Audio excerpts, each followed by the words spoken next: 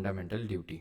ठीक है, तो डीपीएसपी और फंडामेंटल ड्यूटी यानी कि राज्य की नीति निर्देशक सिद्धांत और मौलिक कर्तव्य, ये आज के हमारे टॉपिक रहेंगे। ओके, वॉइस सही है, वॉइस में इको हो रहा है, वॉइस खराब है, वॉइस रिवर्बरेट हो रही है। ओके, एक सेकंड रुकिएगा। और ठीक है, तो डीपीएसपी और फंडामेंटल ड्यूटी यानी, एक सेकंड रुकिएगा ना।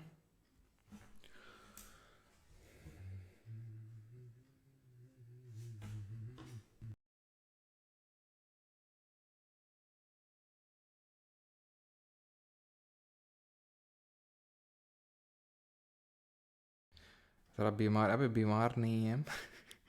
वॉइस थोड़ी सी रोबोटिक टाइप हो गई। हाँ,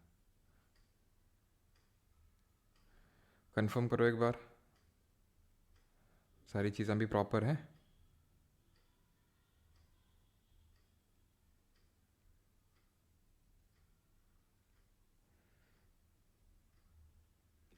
रोबोटिक टाइप हो गई। हाँ,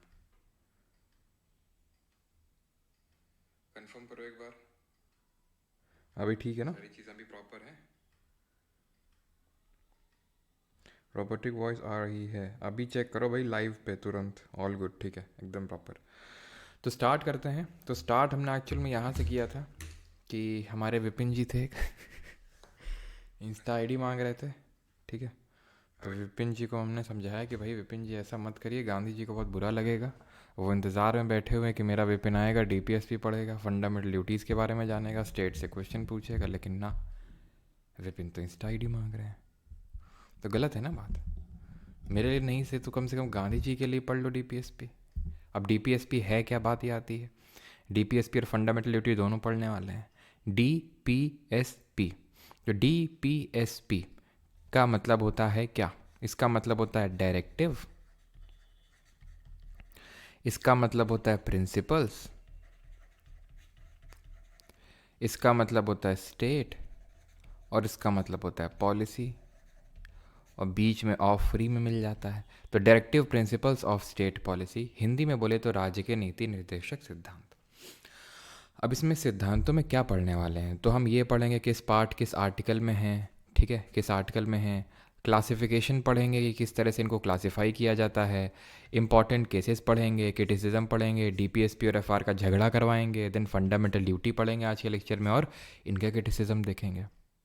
ठीक, तो सबसे पहले डीपीएसपी को स्टार्ट करते हैं। और डीपीएसपी किस पार्ट और आर्टिकल में ये बताने की ज़रूरत होनी ना चाहिए, क्योंकि हम पार्ट्स को ऑर्डर वाइज पढ़ रहे हैं। हमने पार्ट 1 पढ़ा था जिसमें यूनियन एंड इट्स टेरिटरी के बारे में दिया हुआ था, आर्टिकल नंबर 1 से लेकर 3 के बीच में। हम पार्ट 2 में आए थे जिसमें कि सिटीजनशिप, नागरिकता के प्रावधान थे, और वो आर्टिकल नंबर 1 से 4, और वो आर्टिकल नंबर 5 से लेकर 11 के बीच में था। फिर हम लोग पार्ट 3 में आए थे जिसमें कि हमने फंडामेंटल राइट्स यानी कि मौलिक अधिकार के बारे में पढ़ा था, और वो आर्टिकल नंबर 12 से लेकर 35 यानी 12 से लेकर 35 के बीच में था। और आज हम लोग स्टार्ट करने वाले हैं पार्ट 4, जो कि आर्टिकल नंबर 36 से लेकर 51 के बीच में, 36 से लेकर 51 तक के बीच में। अब जैसे कि हमने सिटीजनशिप देखा था, हमने किस कंट्री के कॉन्स्टिट्यूशन से लिया, जरा बताइए। सिंगल सिटीजनशिप यानी कि एकल नागरिकता।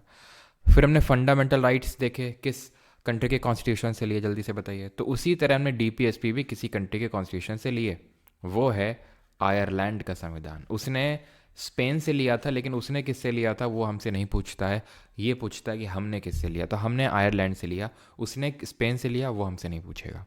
ठीक है, तो ये हमने सिंगल सिटीजनशिप यूके से बोरो करी थी, और जो फंडामेंटल राइट्स हैं वो हमने कहाँ से, यूएस के कॉन्स्टिट्यूशन से, जो वहाँ का बिल ऑफ राइट्स होता है, वहाँ से हमने इसको बोरो किया है।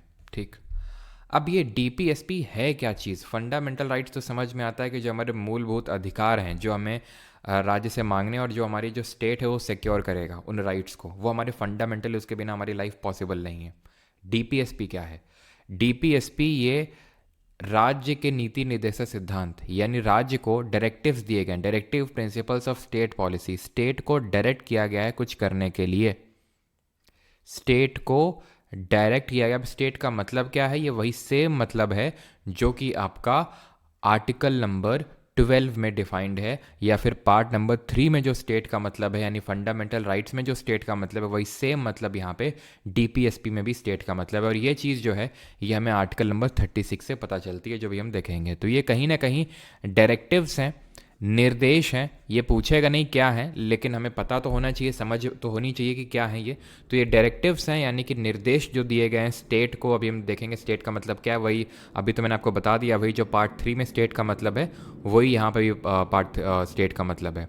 तो स्टेट को यहाँ पे डायरेक्टिव्स दिए गए हैं। स्टेट का मतलब पार्लियामेंट, स्टेट लेजिस्लेचर, यानी कि हमारा लेजिस्लेचर भी आएगा, इसमें एग्जीक्यूटिव भी आएगा, और हमारी जो लोकल गवर्नमेंट बॉडीज़ हैं वो आएंगी, गवर्नमेंट एजेंसीज़ हैं, LIC ONGC, वो सब आएंगे। तो उनको डायरेक्टिव्स दिए गए हैं कि आपको ये काम करने हैं, यानी उनको निर्देश दिए गया है कि आपको ये सारी चीज़ें करनी हैं। क्यों करनी है? सो दैट वेलफेयर स्टेट बन सके, एक लोक हितकारी राज्य बन सके। लोक हितकारी राज्य, वेलफेयर स्टेट का मतलब ये होता है जहाँ पे जो स्टेट होता है, जो एक तरह से काइंड ऑफ जो हमारी गवर्नमेंट्स होती हैं, वो हमें एक प्रॉपर लाइफ देने की कोशिश करती हैं। सोशल और इकोनॉमिक जो इनइक्वालिटी है, असमानता है, उसको कम करने की कोशिश करती हैं, सोशल और इकोनॉमिक जस्टिस देने की कोशिश करती हैं। तो एक तरह से एक आइडियल स्टेट, एक आइडियल कंट्री आप बोल सकते हो, बनाने की तरफ अग्रसर होने के लिए ये डायरेक्टिव्स दिए जाते हैं। सारी कंट्रीज़ में नहीं है, लेकिन हाँ जिन भी कंट्रीज़ में है तो ये डायरेक्टिव्स का पर्पस यही होता है कि एक आइडियल स्टेट बनाया जा सके, एक आइडियल कंट्री। ठीक है, आइडियल बना तो नहीं सकते हैं, लेकिन उसकी तरफ जितना हम जा सकते हैं वो हमारी पॉसिबिलिटी रहती है। They seek to establish social and economic democracy.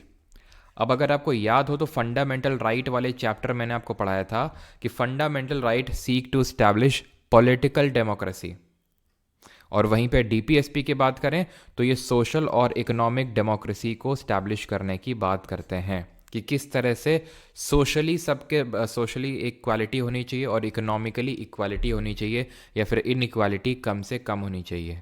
वही फंडामेंटल राइट हमारी काइंड ऑफ पॉलिटिकल डेमोक्रेसी को प्रमोट कर रहे थे। अब ये जो DPSP हैं, जो हमारे पार्ट नंबर 4 ऑफ कॉन्स्टिट्यूशन में है, आर्टिकल 36 से 51 के बीच में है, जो कि आयरलैंड के कॉन्स्टिट्यूशन से हमने लिए हैं, इन पे कुछ लोगों ने कुछ कमेंट्स किए। जैसे कि इनको नोवेल फीचर्स किसने बोला, और ये उन्होंने, सेम पर्सन ने ये बोला था कि they resemble the instrument of instructions as contained in the government of India 1935। तो ऐसा हमारे अंबेडकर जी ने बोला था। ठीक है, ध्यान रखिएगा, ये कमेंट्स आपसे पूछ लेता है कि किसने क्या कमेंट किया था। तो ये अंबेडकर जी ने बोला था कि they are the novel features. ठीक है, they are the novel features of the constitution and they resemble the instrument of instructions as contained the. और नोवेल फीचर का मतलब हिंदी में नवीन विशेषताएं। ठीक है, जो नए कुछ फीचर्स हैं, तो नोवेल फीचर या फिर जो यूनिक कुछ चीज़ें हैं, और ये रिजेंबल करते हैं instrument of instruction as contained in the government of India 1935। तो ब्रिटिशर्स के टाइम पे ब्रिटेन की पार्लियामेंट में एक अधिनियम पारित होता है, एक एक्ट पास होता है, जिसका ना जो है गवर्नमेंट 1935 में, गवर्नमेंट ऑफ इंडिया 1935, जिसमें कि उस समय का जो गवर्नर जनरल होता था उसको सर्टेन डायरेक्टिव्स पास किए गए थे कि भाई ये चीज़ें तुम्हें करनी हैं। तो वही तो अगर हम DPSP को देखें तो वही सेम ही चीज़ तो है। वहाँ अब गवर्नर जनरल तो है नहीं, यहाँ पे स्टेट को बोला गया कि आपको ये चीज़ें करनी है, तो तभी उन्होंने बोला कि ये रिजेंबल करते हैं instrument of instructions as contained in the government of India 1935। It is a manifesto. ये इसको या तो काट लो, ठीक है, इसको देख लेना यहाँ पे। ठीक है, दूसरा वाला पढ़ते हैं यहाँ पे, principles which would further the goal of social exclusion. ये किसने बोला था? ये बोला था ग्रैनविल ऑस्टिन ने। और जरा कमेंट में आप बताएंगे कि ग्रैनविल ऑस्टिन ने हमारे इंडिया के फेडरलिज्म का जो स्ट्रक्चर है उस पर क्या कमेंट किया था। It is a manifesto of AIIMS and aspirations. ये लोगों की एम्स और एस्पिरेशंस को दिखाता है। ये किसने बोला था? ये KC वेरे ने बोला था। इन्होंने इंडिया के क्या फेडरलिज्म पे क्या कमेंट किया था? तो ग्रैनविल ऑस्टिन ने बोला था कोऑपरेटिव फेडरलिज्म, और KC वेरे ने बोला था क्वाजाई फेडरल, इंडिया के फेडरलिज्म के स्ट्रक्चर को, जो कि कैसा है, यूनिटरी है नेचर में। Cheque payable by the bank at its own convenience, यानी ये काइंड ऑफ चेक है, ऐसा बोला था, जो कि बैंक की कन्वीनियंस पे पेबल होगा, यानी कि बैंक का मन होगा तो पैसा देगी, मन नहीं होगा तो नहीं देगी, ऐसा बोला था KT शाह ने। ऐसा क्यों बोला था ये धीरे धीरे अभी आपको समझ में आएगा जब मैं आपको आर्टिकल नंबर 37 पढ़ाऊंगा कि क्यों उन्होंने ये स्टेटमेंट दिया। और मॉरल परसेप्ट्स हैं for the authority of a state, यानी कि जो स्टेट है उसको कुछ मॉरल वैल्यू, मॉरल काम दिए गए हैं, मॉरल एक तरह से टास्क दिए गए हैं, ऐसा हमारा बोला था जो कॉन्स्टिट्यूएंट असेंबली के जो हमारे लीगल एडवाइज़र थे। नाम बताइए उनका क्या था? जो हमारे संवैधानिक सलाहकार थे, कॉन्स्टिट्यूशनल एडवाइज़र थे हमारी कॉन्स्टिट्यूएंट असेंबली के, ये थे सर बेनेगल नरसिंह राव। तो इन्होंने ये स्टेटमेंट दिया था। तो ये स्टेटमेंट्स ध्यान में रखना है आपको, ठीक। 36 में आपको बता चुका हूँ कि स्टेट की डेफिनेशन दी हुई है, और इसमें आता है कौन? पार्लियामेंट आएगा, स्टेट लेजिस्लेचर आएगा, सेंटर की गवर्नमेंट आएगी, स्टेट की गवर्नमेंट आएगी, लोकल अथॉरिटीज़ आएंगी, और जो अदर हमारी अथॉरिटीज़ हैं गवर्नमेंट अथॉरिटीज़, ठीक। तो ये है स्टेट का मतलब, ठीक है। तो इसमें आपका municipal, panchayat, parliament, state legislature, ये सब आ जाते हैं। 37 क्या बोलता है? Application of principles contained in this part. Article 37 बोलता है दिस आर्टिकल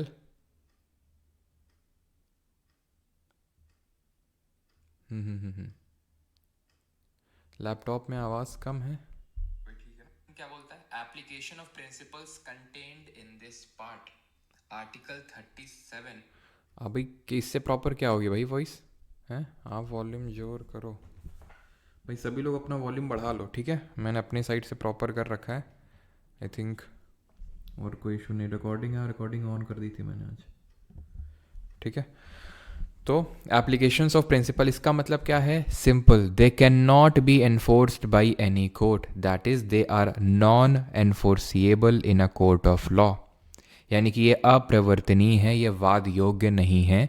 सिंपल, जैसे हमारा प्रियम्बल था, वो एनफोर्सिएबल नहीं था एक कोर्ट ऑफ लॉ में। मतलब आप कोर्ट में नहीं जा सकते हैं इन चीज़ों को लेकर कि देखो कॉन्स्टिट्यूशन में तो ये लिखा हुआ है, लेकिन हमें तो ये मिल ही नहीं रहा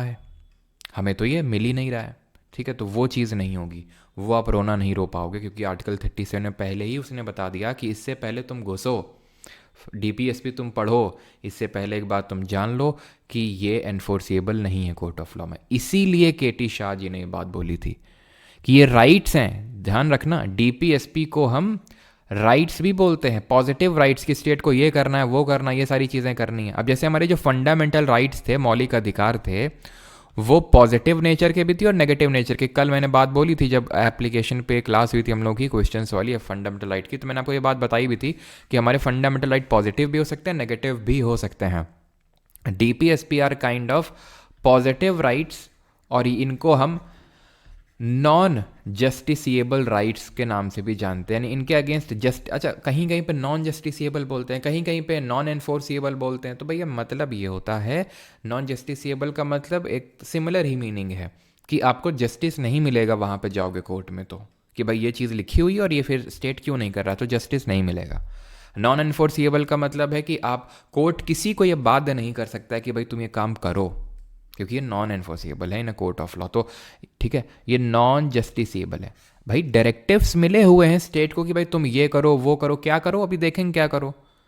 लेकिन हमारे कॉन्स्टिट्यूशन मेकर्स को, फोर फादर्स को ये बात पता थी कि हमारे रिसोर्सेज लिमिटेड हैं, अंग्रेज कायदे से लूटे हैं, तो इंडिया के पास इतने रिसोर्सेज नहीं कि हर एक चीज़ को फुलफिल किया जा सके। लेकिन कम से कम हम बोल तो सकते हैं कि भाई ये करो लोगों के लिए, वो करो, ये करो, वो करो, तो सो दैट कि उनके माइंड में रहे तो कि भाई हमें क्या करना है, हमारे फोर फादर्स क्या चाहते थे कि हम क्या करें। पॉजिटिव राइट्स हैं और ये नॉन जस्टिसेबल राइट्स के नाम से जाने जाते हैं। इनका जो ओरिजिन है उसको हम ट्रेस बैक करते हैं। ध्यान रखना है, कराची का सेशन हुआ था कांग्रेस का 1931 में, वहाँ पे रेजोल्यूशन लिया गया था फंडामेंटल राइट्स को लेकर और एक नेशनल इकोनॉमिक पॉलिसी, तो उन्हीं से ये इंस्पायर्ड है।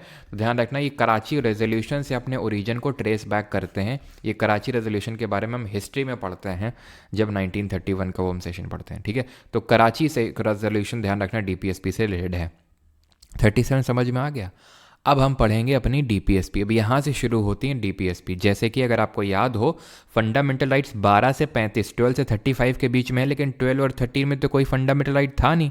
12 में स्टेट की डेफिनेशन और 13 में लिखा था कि अगर किसी ने, यानी कि किसी ने से मतलब है पार्लियामेंट या स्टेट लेजिस्लेचर ने कोई लॉ बना के फंडामेंटल राइट का वोलेशन किया तो नाली में डाल देंगे उस लॉ को, यानी नल एंड वर्ल्ड डिक्लेयर कर देंगे। यही पढ़ा था ना लोगों ने। लेकिन उसके बाद से 14 से हमारे एक्चुअल में फंडामेंटल राइट स्टार्ट हुए थे, वैसे ही 38 से स्टार्ट हो रहे हैं, ठीक है।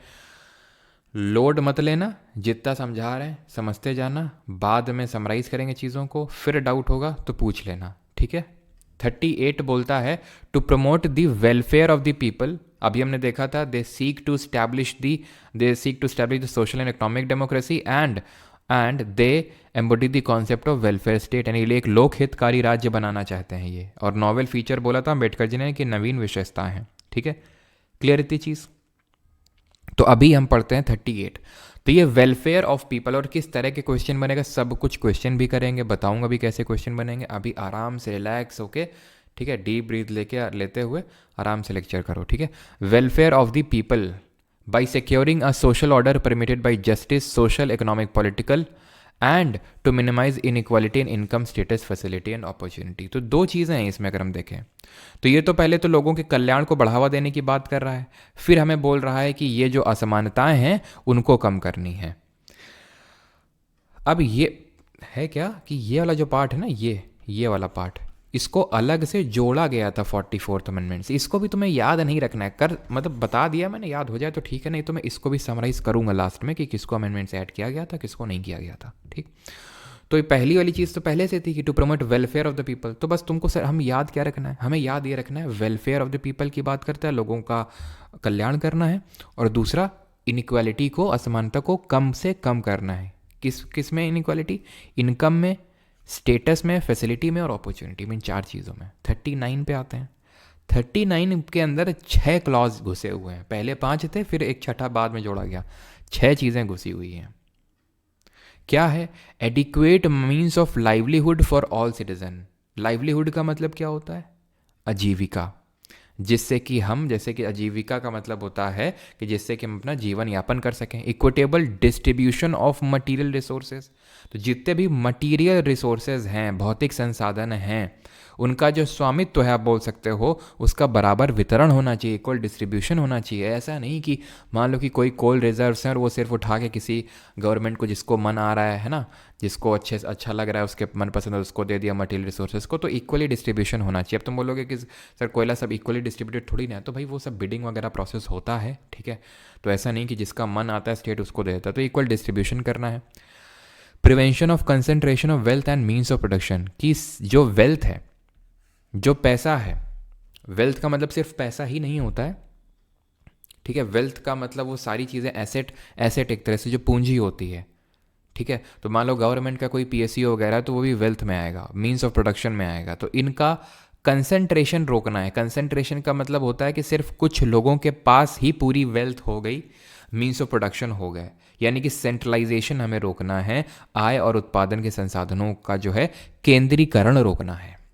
चौथे में क्या है, equal pay for equal work for main and women, यानी कि अगर औरत और, जैसे कि हमारे मेन है और वेमेन है, तो सेम काम के लिए सेम वेतन मिलेगा।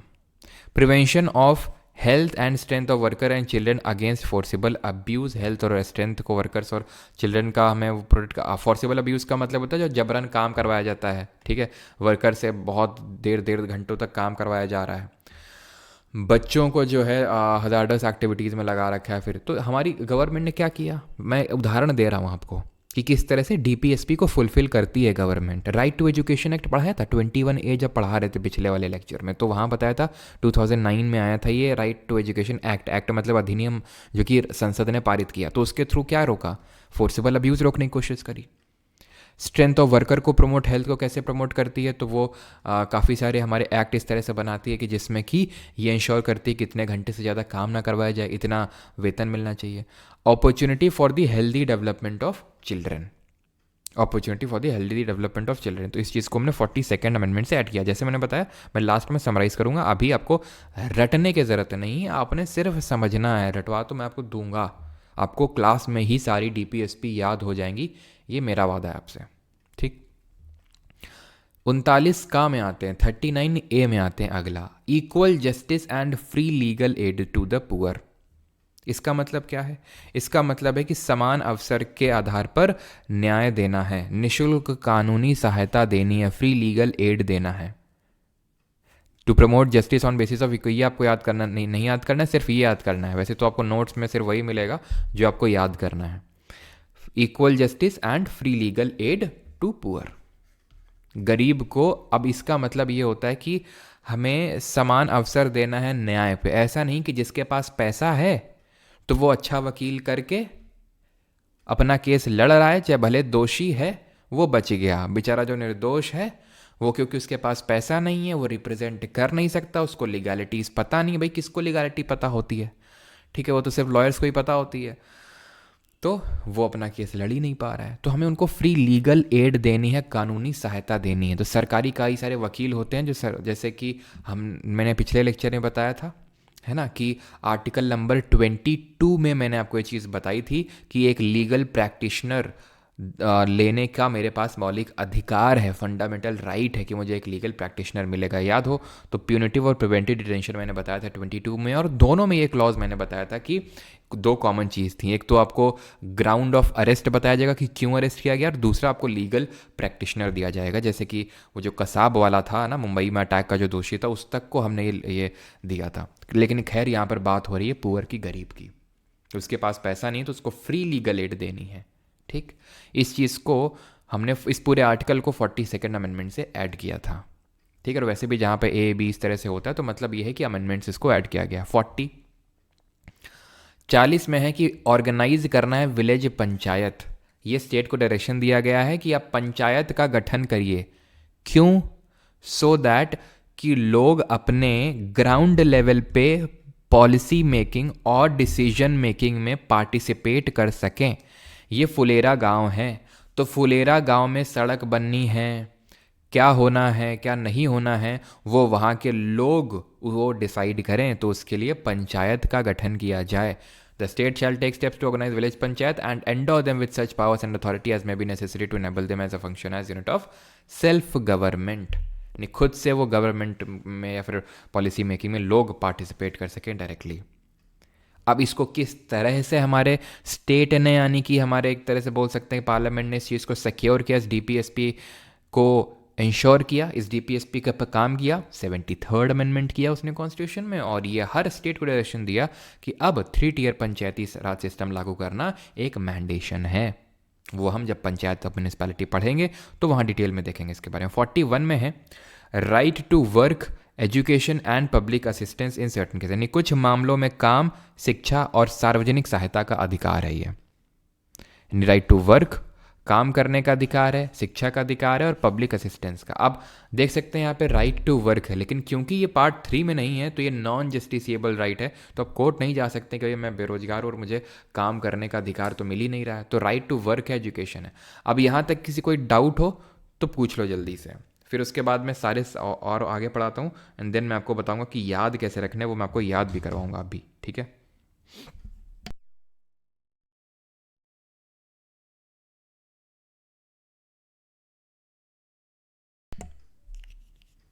तो जी रिवीजन कैसे करूं? पीछे का सब भूलता जा रहा हूं, प्लीज़ बोल दीजिएगा आज। अच्छा शुभम रॉय, बोल देंगे, तुम चिंता ना करो आज, ठीक है। भाई कैसे रिवीजन करेगा मतलब क्या है? भाई रिवीजन करो, या तो जैसे कि दो रिवीजन करने हैं आपको। एक तो जैसे मैंने लेक्चर ख़त्म किया उसके बाद आपको विद इन 24 आवर्स एक रिवीजन करना है, और एक रिवीजन आप सैटरडे संडे की छुट्टी इसीलिए दी जाती है हफ्ते में 2 दिन कि आप रिवाइज़ कर सकें। ठीक है, इसीलिए दी जाती है छुट्टी। सदर हॉस्पिटल रांची, हाँ, थाला फॉर अ रीज़न। हाँ हाँ हाँ, रांची से सीधे तुम धोनी को रिलेट कर दिया है। सर टुडे मेरा बुक आएगा, अच्छा अच्छा। चलो 42 पे आते हैं। Provision for just and humane conditions of work and maternity leave, यानी कि जहाँ पर लोग काम कर रहे हैं वहाँ पे जस्ट और ह्यूमेन कंडीशंस होनी चाहिए, काम करने योग्य वहाँ पे स्थितियाँ होनी चाहिए। ऐसा नहीं कि धूल धक्कड़ उड़ रहा है, लोग बड़ी गंदी कंडीशन में काम कर रहे हैं, अनहाइजीनिक कंडीशन में काम कर रहे हैं। कंडीशन ठीक होनी चाहिए, और मैटरनिटी रिलीफ मिलनी चाहिए। मैटरनिटी रिलीफ का मतलब क्या होता है? यानी इसको बोलते हैं मातृत्व। तो जो विमेन होती हैं, जो वर्किंग विमेन होती हैं, उनके साथ क्या होता है? तो जैसे उनका जब बेबी होने वाला होता है तो उनको लीव चाहिए होती है। जब बेबी हो जाता है तो उसके कुछ टाइम बाद फिर से उनको कुछ टाइम के लिए लीव चाहिए होती है, अपनी हेल्थ को मेंटेन करने के लिए और बेबी की हेल्थ को मेंटेन करने के लिए। लेकिन कई सारी कंपनीज इसी वजह से एक तो वेमेंस को पहली बात तो नहीं रखते हैं, और दूसरा रखते भी हैं तो उसके लिए वो रिलीफ नहीं देते हैं, यानी कि उस टाइम की उनकी कोई सैलरी नहीं देते हैं। तो फिर वेमेन पे और प्रेशर बढ़ जाता है कि भाई अगर हम कमाएंगे नहीं तो फिर कैसे चलेगा। तो फिर उसी वजह से अपनी हेल्थ को अंडर स्ट्रेस रखते हुए वो काम करती हैं, तो इसलिए मैटरनिटी रिलीफ का भी बंदोबस्त करना है। ठीक है, चीज़ आप क्लियर है इतनी चीज़? आगे बढ़ें। ठीक है, अगला देखें। अगला है ये आपका, and that is 43 living wage etcetera for workers the state shall endeavour to secure by suitable legislation, ठीक है, और economic organisation or any other law to all workers agriculture industrial और अदरवाइज, ये सब लिखा हुआ है।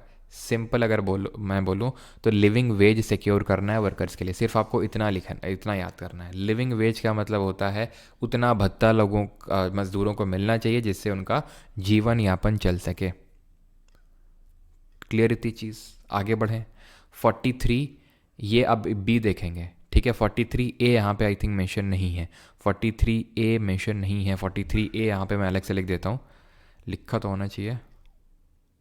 चलो 43 ए, ठीक है, इसको 42nd अमेंडमेंट से ऐड किया गया था, and that is to ensure participation of workers in the management of industries, to ensure participation of workers in the management of industries, in the management of industries। इसका मतलब क्या है?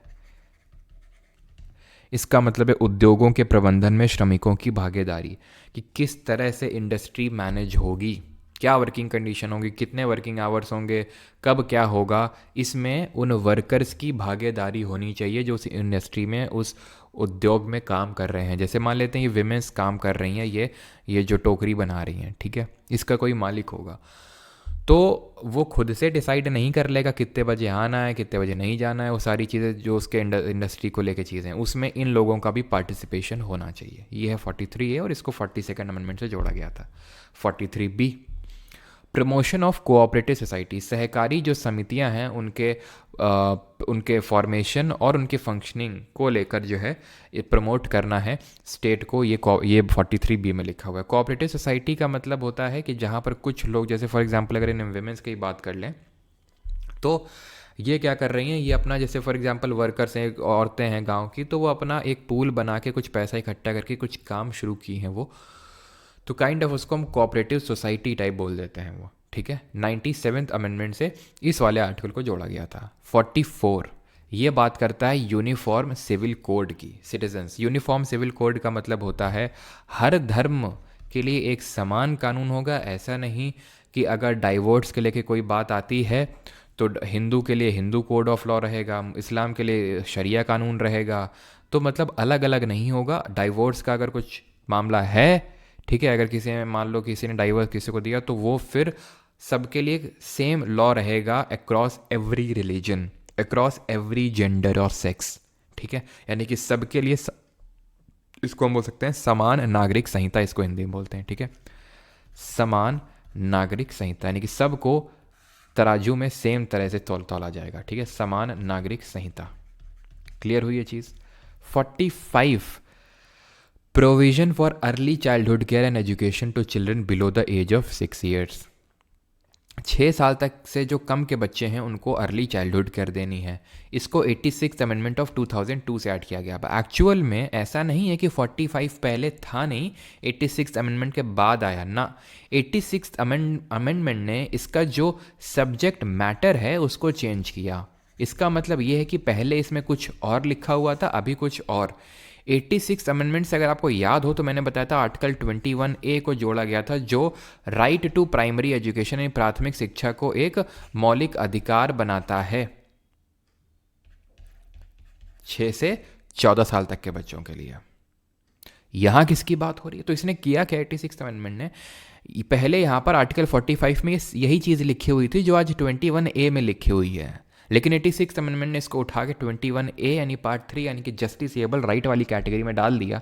और अब 6 से 14 का तो चलो भैया एक राइट है, और 6 से नीचे वालों को कौन देखेगा? तो 6 से नीचे वालों के लिए एक यहाँ पर दे दिया गया है स्टेट को डायरेक्शन अंडर आर्टिकल 45 कि तुम्हें अर्ली चाइल्डहुड केयर को देखना है। ये क्या चल रहा है यहाँ पे? आंगनवाड़ी। देखा है ना आपने, आंगनवाड़ी में बच्चों के लिए खिलौने आते हैं, खाना, दरिया वगैरह सब आता है, जो हमारी आंगनवाड़ी की कार्यकर्ता हैं काफ़ी रख लेती हैं उसको, ठीक है। तो ये सारी जो चीज़ें आती हैं, सारे नहीं लेकिन काफ़ी लोग ठीक है, तो ये सब जो होता है ये बच्चों के लिए आता है, तो ये करके आंगनवाड़ी चला के उनके लिए अच्छा न्यूट्रिशन दे के सब हमारी सरकार क्या कर रही है, डीपीएसपी को तो फुलफिल कर रही है। 46, promotion of educational and economic interest of एससीज एंड एसटीज, जो हमारे शेड्यूल कास्ट और शेड्यूल ट्राइब हैं उनके इकोनॉमिक इंटरेस्ट को प्रमोट करना है, जो वीकर सेक्शन ऑफ सोसाइटी से हैं। ठीक है, और उनका एक्सप्लॉयटेशन रोकना है, यानी कि एक तरह से एससी एसटी के हितों को देखना है। ठीक है, देन 47 में है to raise the level of nutrition and standard of living and improve public health. एक तो लेवल ऑफ न्यूट्रिशन रेज करना है, जैसे कि बच्चों ना सिर्फ आंगनवाड़ी में बल्कि अगर हम देखें तो जो सरकारी स्कूल होते हैं वहाँ पे खाना दिया जाता है बच्चों को न्यूट्रिशियस, इसीलिए काफ़ी बच्चे जाते भी हैं स्कूल, है ना। मिड डे मील स्कीम चलती है जो तमिलनाडु से शुरू हुई थी, आज अक्रॉस इंडिया आपको देखने को मिलती है, तो ज़्यादातर बच्चे इसीलिए जाते हैं। और एक्चुअल में ये इससे डबल फ़ायदा सरकार करवाना चाहती है कि तो बच्चों को पोषण देना चाहती है, न्यूट्रिशन, साथ ही साथ उनकी अटेंडेंस को भी इंश्योर करना चाहती है स्कूल में, क्योंकि आएंगे तो कम से कम कुछ सीखेंगे उसी बहाने, खाने के बहाने, है ना। Standard of living and to improve public health, और इसी में है to prohibit consumption of intoxicant drinks and drugs, यानी कि ये जो दारू और ये सब क्या बोलते हैं, पान मदिरा, तो इन सब का जो सेवन है इसको रुकवाना है। ठीक, 48, organisation of agriculture and animal husbandry, the state shall endeavour to organise agriculture, organise करना है, ऑर्गेनाइज तरीके से चले, और एनिमल हस्बेंड्री ये जो चीज़ें होती हैं इसको ये साइंटिफिक लाइंस पे इसको दौड़ाना है, सो दैट ज़्यादा से ज़्यादा, जैसे साइंटिफिक लाइंस में तो चल रहा है ये सबको एक लाइन में बांध दिया है, चारा आ रहा है यहाँ पे, है ना, इस तरह से। ठीक है, और खैर तो take steps preserving and improve the breeds and prohibiting the, इसे में लिखा हुआ है slaughter of cows and calves, जो हमारी गाय और ये सब गाय भैंस हैं, बकरी वगैरह हो गए, तो इनके स्लॉटर को, इनकी गौ हत्या ये सबको रोकना है। जो दुधारू हैं खासकर उनके जो दूध दे सकते हैं, तो उनके जो स्लॉटर है उसको रोकना है, वो 48 में ही है। तो सिर्फ इसमें ऐसा नहीं कि ऑर्गेनाइज करना एग्रीकल्चर और एनिमल हस्बेंड्री को, बल्कि slaughter of cows and calves को रोकना ये भी है। 48A पहले तो देखेंगे, इसमें है कि हमें एनवायरनमेंट को प्रोटेक्ट, एनवायरनमेंट, फॉरेस्ट और वाइल्ड लाइफ को प्रोटेक्ट करना है और इम्प्रूव करना है, हमें नहीं, स्टेट को डायरेक्शन दिया है। इसको भी 42nd अमेंडमेंट से ऐड किए। 49 में लिखा हुआ है कि मॉन्यूमेंट्स को प्रोटेक्ट करना है स्टेट को। ये जो इस तरह के जो तत्व होते हैं ऐसे आके और ये ऐसे बना के चले जाते हैं, राहुल, ये लव प्रिया, ये सब तरह की जो चीज़ें हरकतें करते हैं खासकर मॉन्यूमेंट में, उनको कायदे से सुताई करनी है उनकी। ठीक है, तो ये स्टेट को डायरेक्शन दिया गया है यहाँ पे कि जो हमारे मॉन्यूमेंट्स हैं, ठीक है, और ऑब्जेक्ट ऑफ नेशनल इंपॉर्टेंस है, उनको प्रोटेक्ट करना है। अच्छा, ये क्यों बनाया जाता है इसमें, किसी को लॉजिक पता है इस बात का? ये तीर क्यों बनाया जाता है भाई, ये है? This article requires the state to protect monuments places, वही सेम चीज़ है, आप पढ़ो ना पढ़ो डजेंट मैटर, लेकिन ये ध्यान रखना है आपको। ठीक है, वैसे तो नोट्स में आपको वही मिलेगा जो आपको पढ़ना है। और हमारा 52nd लास्ट है, जिसमें कि ये बोला गया, स्टेट को डायरेक्शन दिया गया कि जुडिशरी यानी कि न्यायपालिका और कार्यपालिका को अलग अलग करना है, कि भाई एग्जीक्यूटिव अपना काम कर रही है।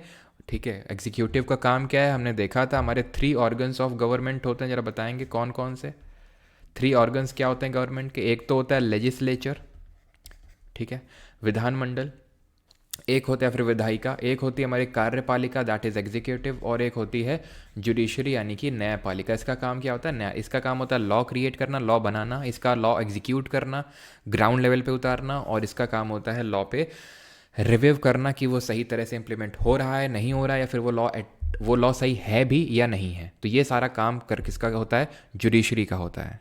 ठीक है, सर का एक्सपीरियंस, दिल घायल हो गया, अच्छा, दिल घायल हो गया, दिल में, अच्छा, चलो भाई, तो यहाँ पे ये 3 ऑर्गन्स होते हैं, तो एग्जीक्यूटिव और जुडिशरी, एग्जीक्यूटिव का लॉ इम्प्लीमेंट करने का काम होता है, जुडिशरी का लॉ रिव्यू करने। कई बार होता है जिसको हम जुडिशियल ओवर रीच बोल देते हैं, जुडिशियल एक्टिविज्म बोल देते हैं, कि जहाँ पे जुडिशरी अपने क्षेत्राधिकार से हटके एग्जीक्यूटिव का काम करने लगती है, तो वो थोड़ा सा सेपरेट करना, ये स्टेट को डायरेक्शन दिया है। ठीक है, and the last one is कि हमें इंटरनेशनल पीस और सिक्योरिटी को प्रमोट करना है, अंतर्राष्ट्रीय शांति और सुरक्षा को बढ़ावा देना है, ये लिखा हुआ है, जिसमें कि ये है to promote international peace security, to maintain just and honourable relations between nations, यानी कि जो हमारे राष्ट्र हैं उनके बीच में।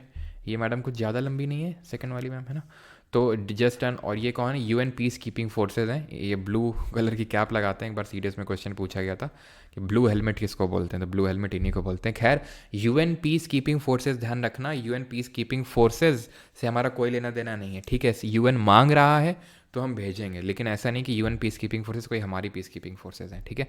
Foster respect for international law and treaty obligation in the dealing of organise people with one another, encourage settlement of international dispute, यानी कि जो अंतर्राष्ट्रीय जो झगड़े हो रहे हैं उनका सेटलमेंट को एनकरेज करना है।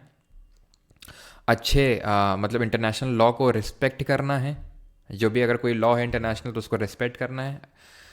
सही अच्छे रिलेशंस मेंटेन करके रखने, तभी हम लड़ते नहीं हैं। मालदीव जैसे देश कुछ भी बोलते हैं लेकिन फिर भी उनके राष्ट्रपति को हम बुलाते हैं, आदर सम्मान से सब कुछ करते हैं उनका, करते हैं कि नहीं करते हैं। इंटरनेशनल पी, और ये ट्रूडो के साथ तो जब ये वो उसने अत धर ली तो वो भी थोड़ा उसको भी उसकी औकात दिखाना ज़रूरी है कि नहीं। तो और इंटरनेशनल पीस और सिक्योरिटी करनी है, ख़त्म हो गया है, ठीक है।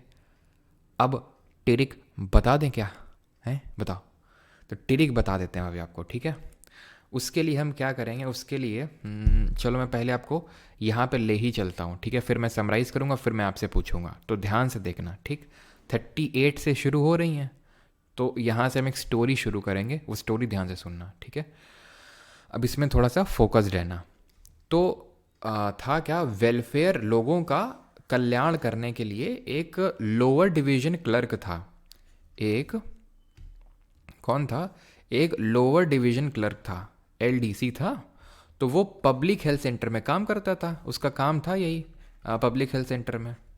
एल से लाइवलीहुड, डी से डिस्ट्रीब्यूशन ऑफ मटेरियल रिसोर्सेज को प्रिवेंट करना है, सी से कंसंट्रेशन ऑफ वेल्थ को प्रिवेंट करना है, पी से equal pay for equal work करना है, एच से हेल्थ और हेल्थ को सिक्योर करना है, और सी से चिल्ड्रन, ठीक है। तो एक एलडीसी था, लोअर डिवीजन क्लर्क था, वो पब्लिक हेल्थ सेंटर में काम कर रहा था, उसको लोगों का वेलफेयर करना था। तो उसके लिए अब उसने क्या सोचा कि भाई कैसे करें लोगों का वेलफेयर।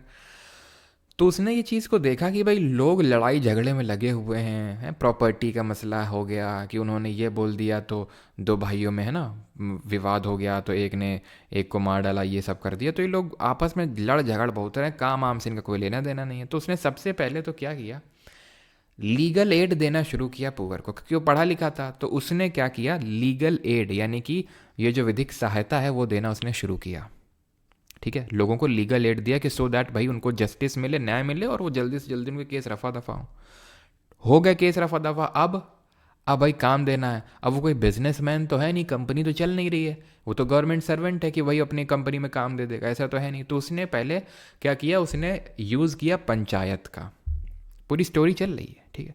उसने यूज़ किया पंचायत का, ठीक है। जैसे हमारे सेक्रेटरी जी को मान लीजिए, सेक्रेटरी जी जो हमारे, तो मान लो वो एलडीसी है, तो पंचायत के थ्रू क्या किया उन्होंने, विलेज पंचायत ऑर्गेनाइज की, सबको बुलाया बिठाया कैसे क्या होना चाहिए, और डिसीजन पे पहुंचे कि भाई लोगों को अब काम देंगे, ठीक है, राइट टू वर्क देंगे, एजुकेशन देंगे बच्चों को, और उनको सहायता वगैरह देंगे जिनको सहायता ज़रूरत पड़ेगी, ठीक। अब लोगों को काम मिल गया, लोग काम पे जाने लगे, बड़ी अच्छी बात है। अब जब काम पे गए तो ये चीज़ वहाँ पे देखने को मिली कि भाई वहाँ पे वर्किंग कंडीशंस जो हैं वो ठीक ठाक हैं कि नहीं है।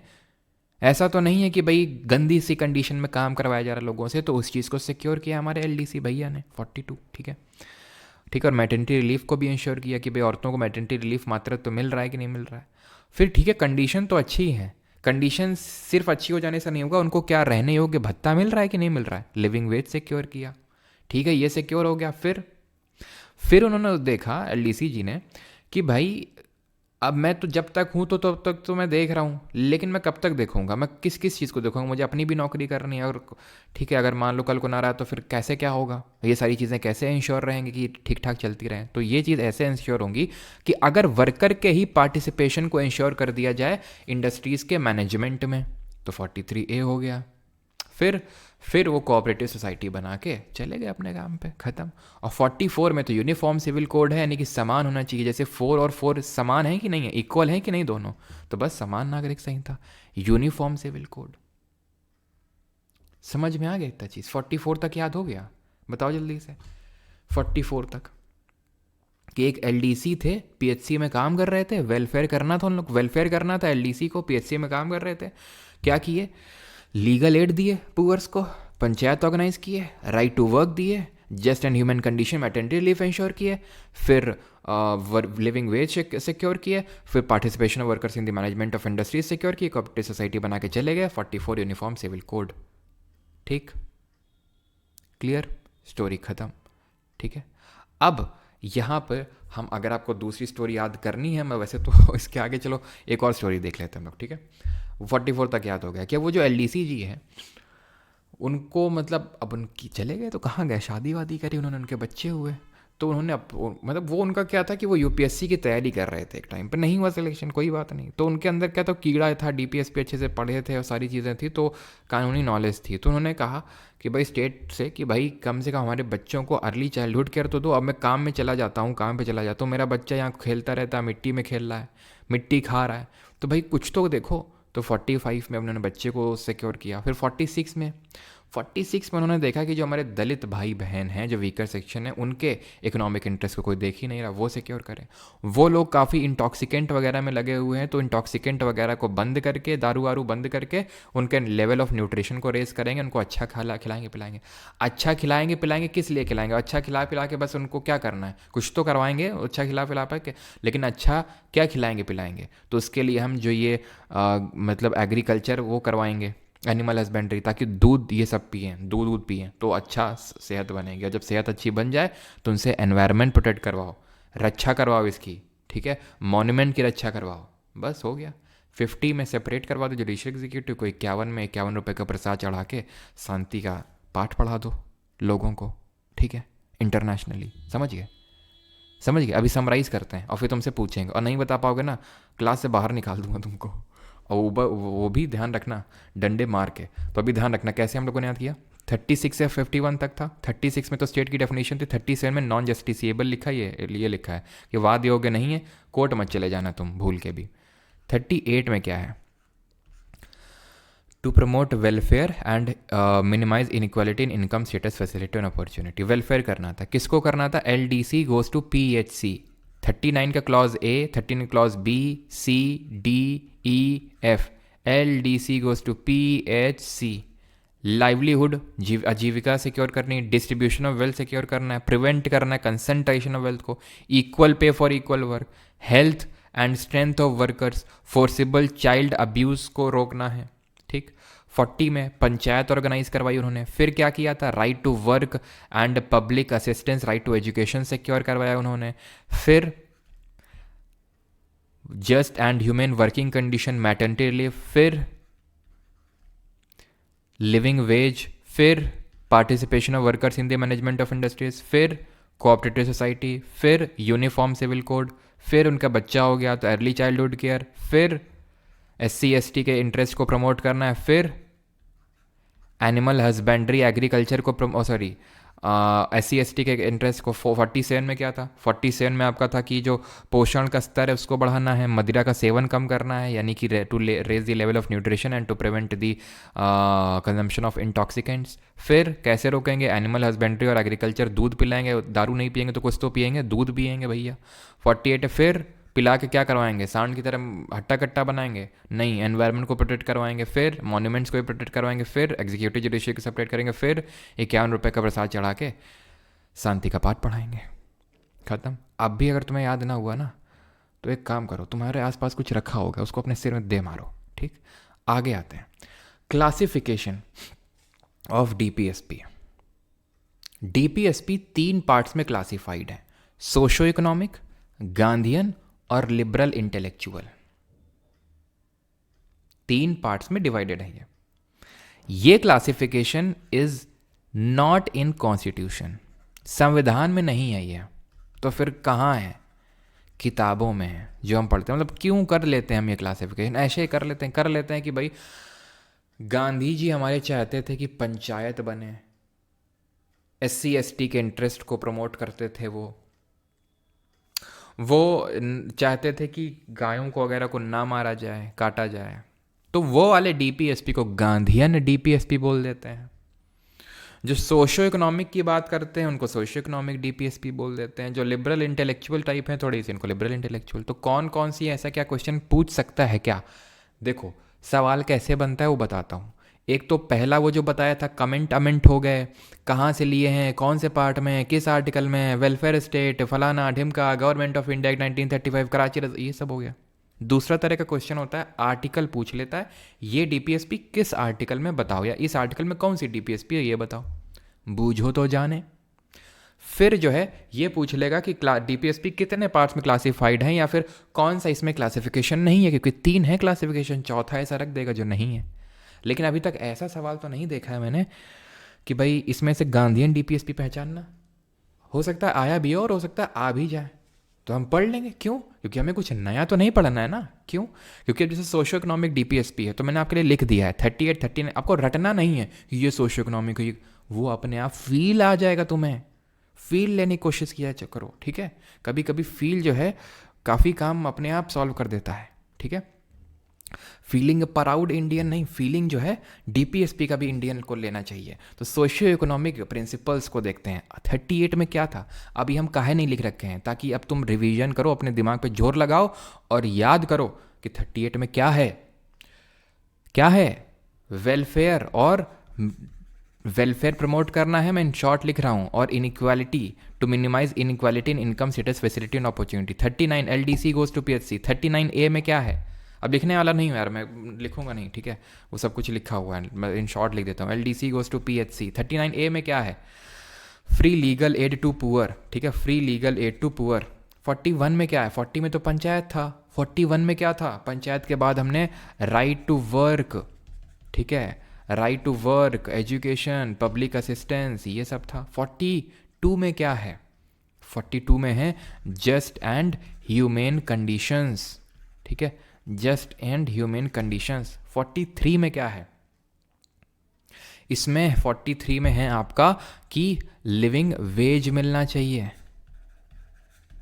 43 ए में participation of workers in the management of industries, participation of workers in the manage, यानी कि मजदूरों, श्रमिकों के निर्वाह, मतलब सॉरी क्या बोल रहा हूँ मैं, उद्योगों के प्रबंधन में श्रमिकों की भागीदारी होनी चाहिए। 47 में क्या था, SC ST के इंटरेस्ट को प्रमोट करना है, ठीक है, सॉरी SC ST के इंटरेस्ट को तो 46 में था, इसमें था कि भाई जो इंटॉक्सिकेंट वगैरह हैं वो मतलब रेज करना है, एक तो लेवल ऑफ न्यूट्रिशन, ठीक है, रेज करना है लेवल ऑफ न्यूट्रिशन, और क्या करना है, और इंटॉक्सिकेंट्स जो हैं उनके कंजम्पशन को रोकना है।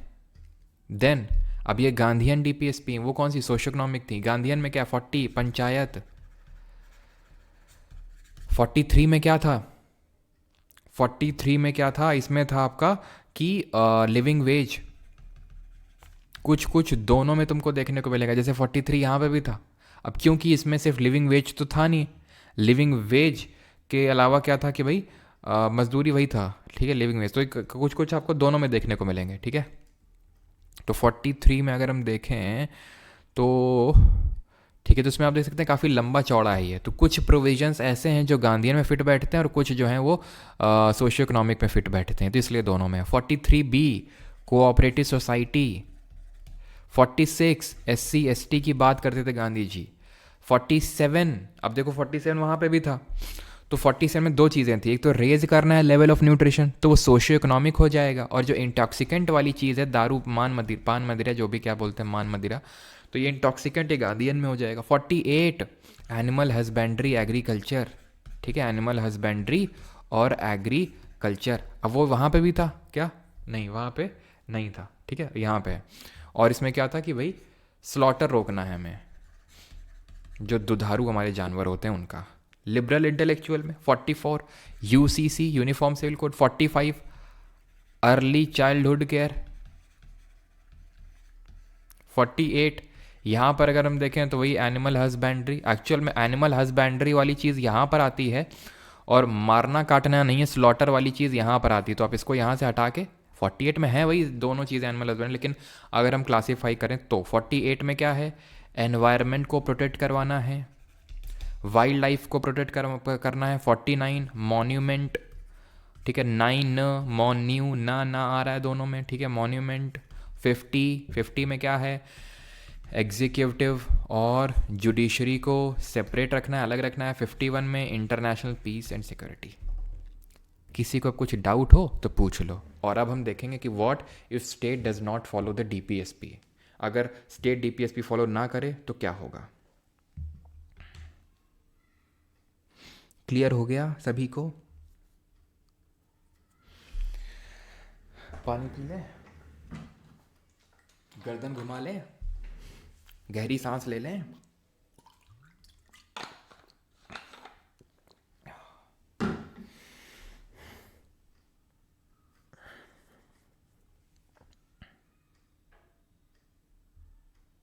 चलो, तो state does not follow DPSP. तो बेटा अगर स्टेट ना फॉलो करे तो गांधी जी अपनी लैंग्वेज बोलेंगे बेटा कोर्ट मत चले जाना। आर्टिकल 37 इसीलिए डाले थे, कोर्ट मत चले जाना। डीपीएसपी जो है ये किसी लॉ की they help judiciary to validate any law made by legislature। Legislature का काम लॉ बनाने का होता है, तो जो लॉ बनाया गया वो सही है नहीं है उसको चेक करने के लिए डीपीएसपी का सहारा ले लेती है जुडिशरी। बस इनका इतना रोल है, और स्टेट को डायरेक्शन दिए गए कि आपको ये करना है। ये नॉन जस्टिसिएबल है। मैं कहना ये चाहता हूँ कि आप कोर्ट नहीं जा सकते हैं। गांधी जी भी वही कहना चाह रहे हैं कि इस राह पे मत जाओ क्योंकि यहाँ पर न्याय नहीं मिलेगा तुम्हें, नॉन जस्टिसिएबल है। लेकिन ये जुडिशरी को हेल्प करते हैं to determine the constitutionality of a law, to validate any law और टू एंश्योर द और to validate the constitutionality of any law, कि वो संविधान के हिसाब से वो कानून ठीक है नहीं है। जैसे प्रीएम्बल में पढ़ाए थे तुम्हें कि they are neither the source of power not the limitation on the power of government, they just help, ठीक है, दी हमारा judiciary to determine the constitutionality of any law. ठीक है, अब हम वो देखेंगे डीपीएसपी जिनको अमेंडमेंट से ऐड किया गया है। ठीक है, तो 42 ये चार अमेंडमेंट हुए जिनसे डीपीएसपी ऐड करी गई। 42 अमेंडमेंट से ध्यान रखना टोटल 4 मौलिक डीपीएसपी को ऐड किया गया। तो 4 डीपीएसपी कौन कौन सी है? तो वो 4 डीपीएसपी मैं आपको याद करवाता हूँ, देखो कैसे याद करनी है वो।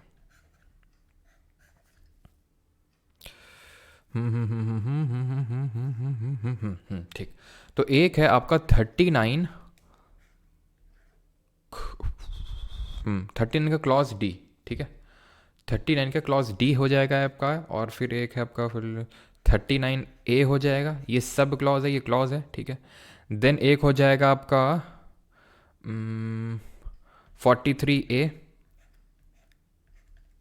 और एक हो जाएगा आपका 48A। अब आपको पता है कि किसमें क्या है। 39 में डी क्या है? 39 के सब क्लॉज डी में LDC, ठीक है, सॉरी ये एफ होगा ना, डी थोड़ी ना होगा, ये एफ होगा। LDC गोज टू PHC, आखिरी वाला सी से क्या था? Children, to secure what? To secure opportunities for healthy development of children. पूरा नहीं लिख रहे हैं क्योंकि वो सब पीछे लिखा हुआ है, चिल्ड्रन लिखते हैं। 39A में क्या था? Free legal aid to poor. 43A में to ensure the participation of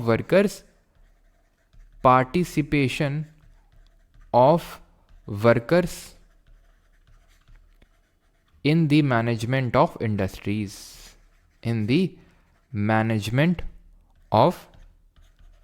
industries, यानी उद्योगों के प्रबंधन में श्रमिकों की भागीदारी। 48A में क्या था?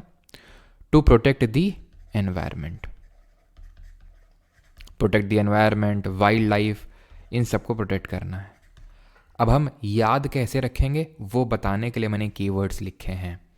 ठीक है, मैंने भी ऐसे ही अपने लिए ऐसे याद रखा था कि गरीब मजदूरों, ठीक है, ये हैं गरीब और ये हैं मजदूरों के बच्चे जो इंडस्ट्री को मैनेज कर रहे हैं, उनसे एनवायरनमेंट को प्रोटेक्ट करवाओ। ऐसे करके आप इसको याद रख सकते हैं उन डीपीएसपीस को जो 42 अमेंडमेंट से ऐड करी गई। कितनी ऐड करी गई? 4। गरीब मजदूरों के बच्चों से एनवायरनमेंट को प्रोटेक्ट करवाओ, याद हो गई चारों की चारों आपको। 44th अमेंडमेंट से ऐड किया गया था to minimise inequality in income status facility and opportunity. किस आर्टिकल में है? था इसी में। दो चीज़ें थी इसमें, क्या थी कि एक तो वेलफेयर प्रमोट करवाना है, वेलफेयर करना है, लोक कल्याण करना है, वो पहले से था, और ये इनइक्वालिटी वाला कंपोनेंट 44th अमेंडमेंट ऑफ 1978 से जोड़ा गया। तो अपने आप अमेंडमेंट वाला जो टॉपिक है हमारा ऐसे ही कवर होता चलेगा कि क्या जोड़ा गया क्या हटाया गया, ठीक है। 86 अमेंडमेंट ऑफ 2002 से क्या जोड़ा गया अभी बताए थे। आर्टिकल 45 का सब्जेक्ट मैटर चेंज किया गया था, अर्ली चाइल्डहुड केयर का प्रोविज़न डाला गया था, ठीक। Early childhood care 97th of 2011 से क्या किया गया था? इससे जब भी 97th आ जाए, कहीं भी दिख जाए तुमको, कोऑपरेटिव सोसाइटी मारो सीधा। क्या मारो? कोऑपरेटिव, या फिर कोऑपरेटिव सोसाइटी कहीं दिख जाए और अमेंडमेंट पूछ लो, आंख बंद करके 97 मारो, ठीक है। ये 43B में है, याद हो गए, ठीक। अब झगड़ा करवा देते हैं थोड़ा DPSP फंडामेंटल राइट का। ये झगड़ा हमने नहीं करवाया, ये झगड़ा एक्चुअल में हुआ अपने आप। कैसे हुआ वो देखते हैं। सर आर्टिकल 12 और 36 में दोनों में स्टेट है, डिफरेंस क्या है? आप डाउट तो बताते नहीं हो। गौरी टारगेट, आप टाइम पे तो आते नहीं हो, हैं? गुस्सा तो लग रही यहीं से थप्पड़ फेंक के मारे और सीधा वहीं पे आपको लगे आके। बोलना तो नहीं चाहिए, लेकिन मतलब ऐसे वर्ड्स का यूज़ करते हो, और वो तब यूज़ करते हो जब आप खुद में श्योर नहीं हो। मैं 2-3 बार शुरू में बता चुका हूँ कि 1236 में वही मतलब है जो 12 में मतलब है, 36 में वही मतलब है जो 12 में मतलब है। शुरू में देखो क्लास में कम से कम 2 से 3 बार रिपीट किए हैं। चलो शुरू से क्लास से जुड़े होते तब कोई डाउट ना क्लियर होता तो भी बात है, क्लास में पक्का लेट आए हो और फिर बोल रहे हो कि डाउट तो बताते नहीं हो। हमें पता है कि जब हम पढ़ा रहे हैं तो शिद्दत के साथ पढ़ा रहे हैं, डाउट शायद ही आएगा। मैं ये नहीं बोल रहा हूँ कि हम डाउट आएगा ही नहीं, ठीक है। तो इसीलिए हम ज़्यादा वो नहीं देखते, क्योंकि कोई कमेंट में काफ़ी कमेंट तो यही घूमते रहते हैं, ये वो फलाना ढिमका, तो इसलिए मैं उस पर फोकस करता हूँ और लास्ट में डाउट क्लियरेंस पे ज़्यादा मैं फोकस रखता हूँ मैं, ठीक है।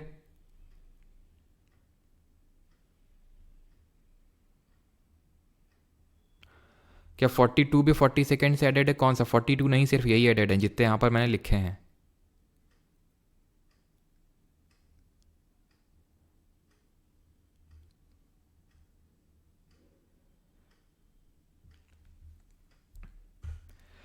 भाई क्लास में टाइम से आया करो, ठीक है। अब वही होता है कि अब ये टाइम वेस्ट हुआ कि नहीं फालतू में, क्योंकि आप क्लास की शुरुआत में नहीं आए और फिर चलो कोई नहीं, अब बुरा लगा हो तो सॉरी। DPSP और फंडामेंटल राइट के बीच में अब हम यहाँ पर थोड़ा लड़ाई झगड़ा करवाते हैं, है ना।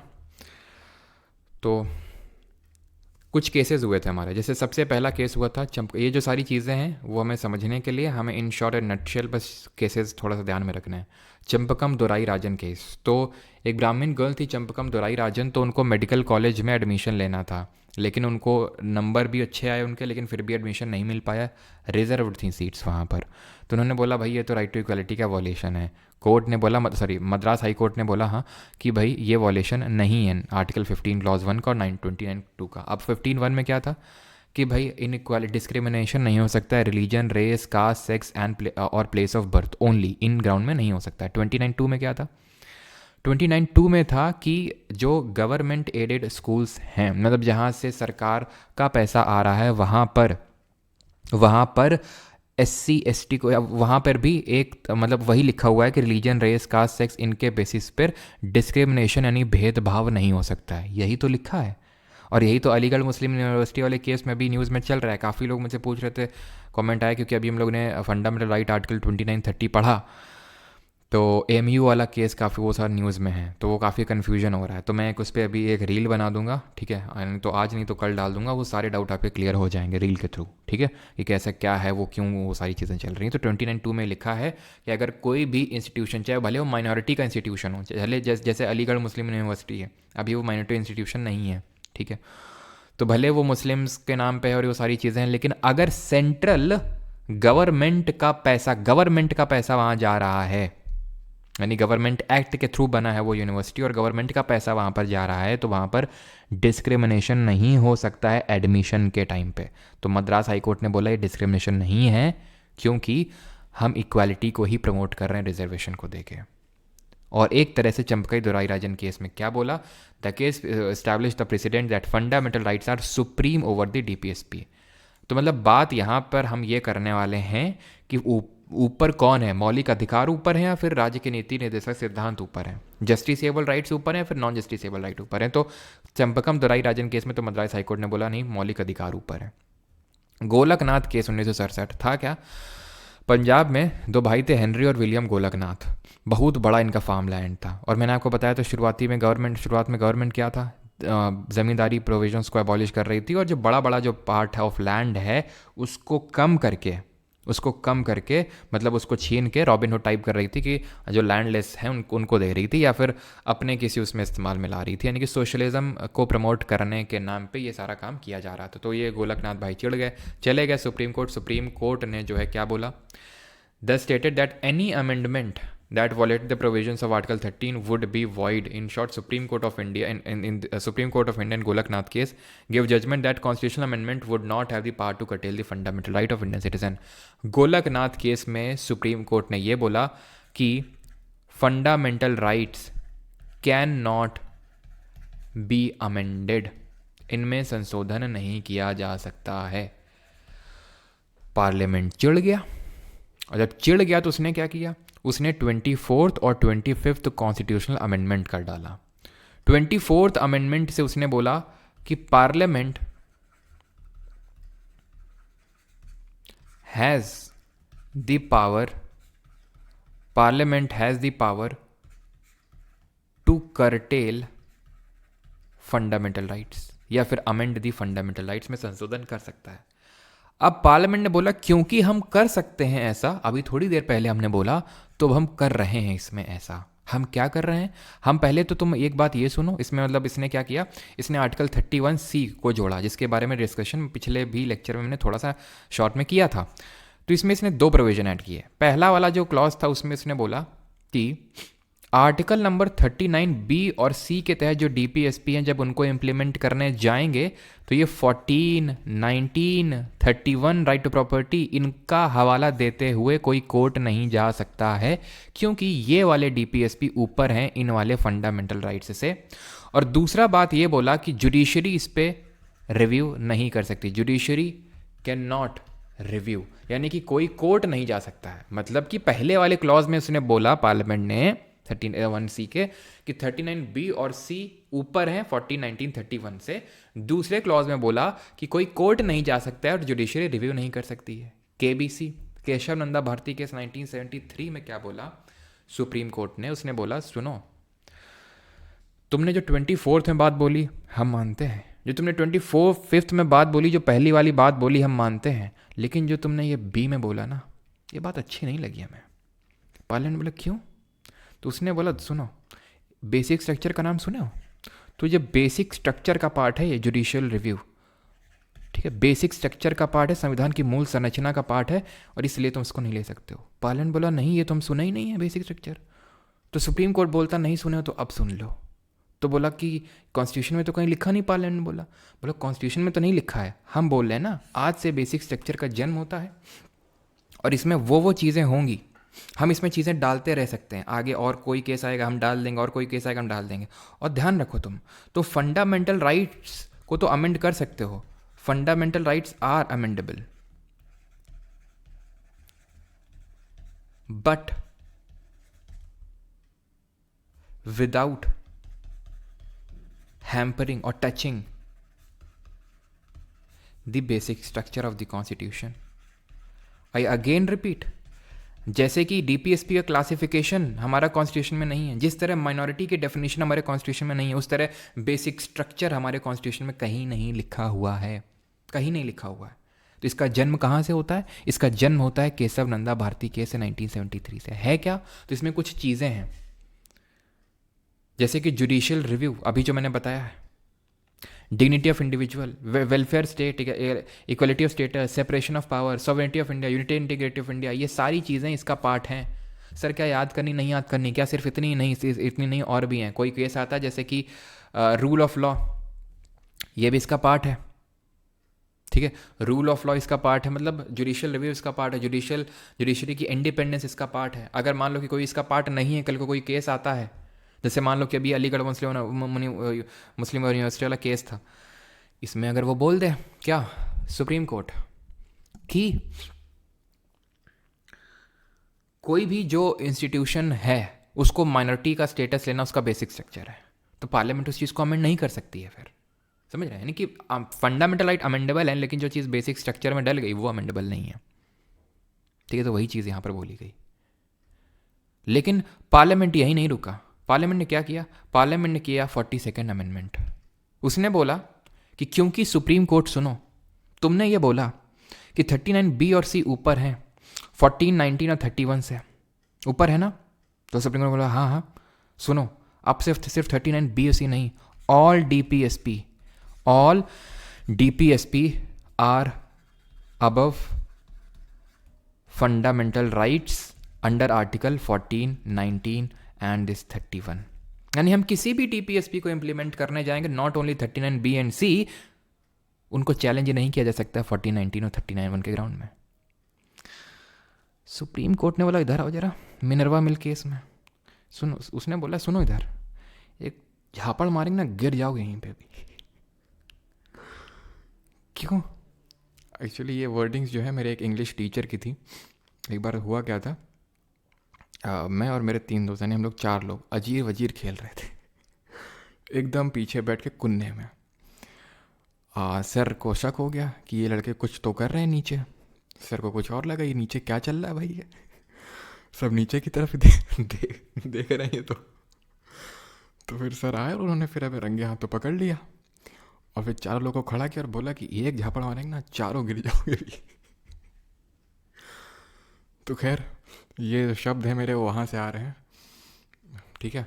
तो खैर वो दिन था और उसके बाद से हम लोगों ने कभी अजीर वजीर नहीं खेला। उसके बाद हम लोग सिर्फ पेन फाइट पे आ गए थे फिर ठीक है। तो मिनर्वा मिल केस में सुप्रीम कोर्ट ने क्लेरिफाई कर दिया कि ना तो फंडामेंटल राइट ऊपर है, ना तो DPSP ऊपर है।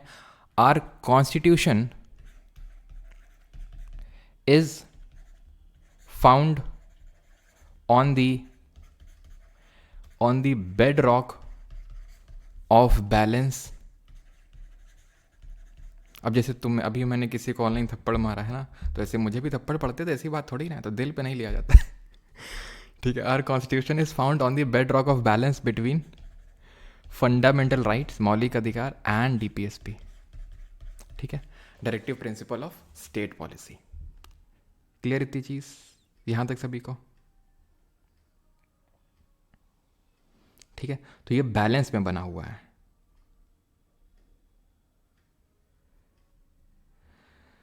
सर अजीर वजीर क्या होता है? अजीर वजीर नहीं पता क्या तुम लोगों को? अरे पर्ची में वो लिखा होता है वजीर, राजा और क्या सिपाही, और एक क्या होता है, कुछ होता है, पर्ची उछाली जाती है फिर जी हजूर करना पड़ता है नहीं खेला क्या तुम लोगों ने? हैं भाई, हमारा तो पूरा दिन का टारगेट यही होता था। सुबह उठते थे इतने खुशी के साथ उठते थे कि भाई आज तो जो है पेन फाइट में एकदम टॉप में आना है आज का टूर्नामेंट मुझे ही जीतना है, ठीक है। क्रिटिसिज्म हमें नहीं पढ़नी, चाहते तो पढ़ सकते हैं, लेकिन कोई आपसे पूछने वाला नहीं है क्रिटिसिज्म वगैरह।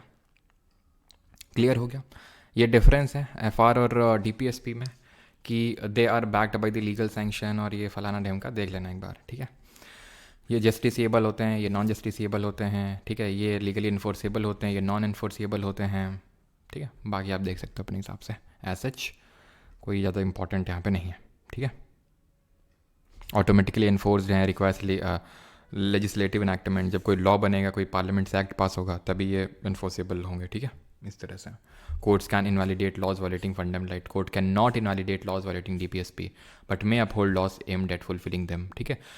तो अगर मान लो कोई कानून बनाया पार्लियामेंट ने या फिर स्टेट लेजिस्लेचर ने, और अगर वो फंडामेंटल राइट को वॉलेट करता है, तो हमें पता है आर्टिकल 13 के तहत उसको नल एंड वॉइड डिक्लेयर किया जा सकता है कोर्ट के द्वारा, लेकिन DPSP को नहीं किया सकता है, ठीक है। उसको अपहोल्ड किया जा सकता है कि हाँ यार DPSP को फुलफिल कर रहा है, तो ये अच्छा लॉ है, ठीक है। They are kind of negative obligation, ये पॉजिटिव ऑब्लिगेशन है, ध्यान रखना है। आपको बताता है ना DPSP are kind of positive rights. यहाँ पे क्या लिखा हुआ, स्टेट को ये नहीं करना, ये नहीं करना, ये सारी चीज़ें लिखी हुई। यहाँ पे स्टेट को करने के लिए बोला गया, तो they are kind of positive obligation.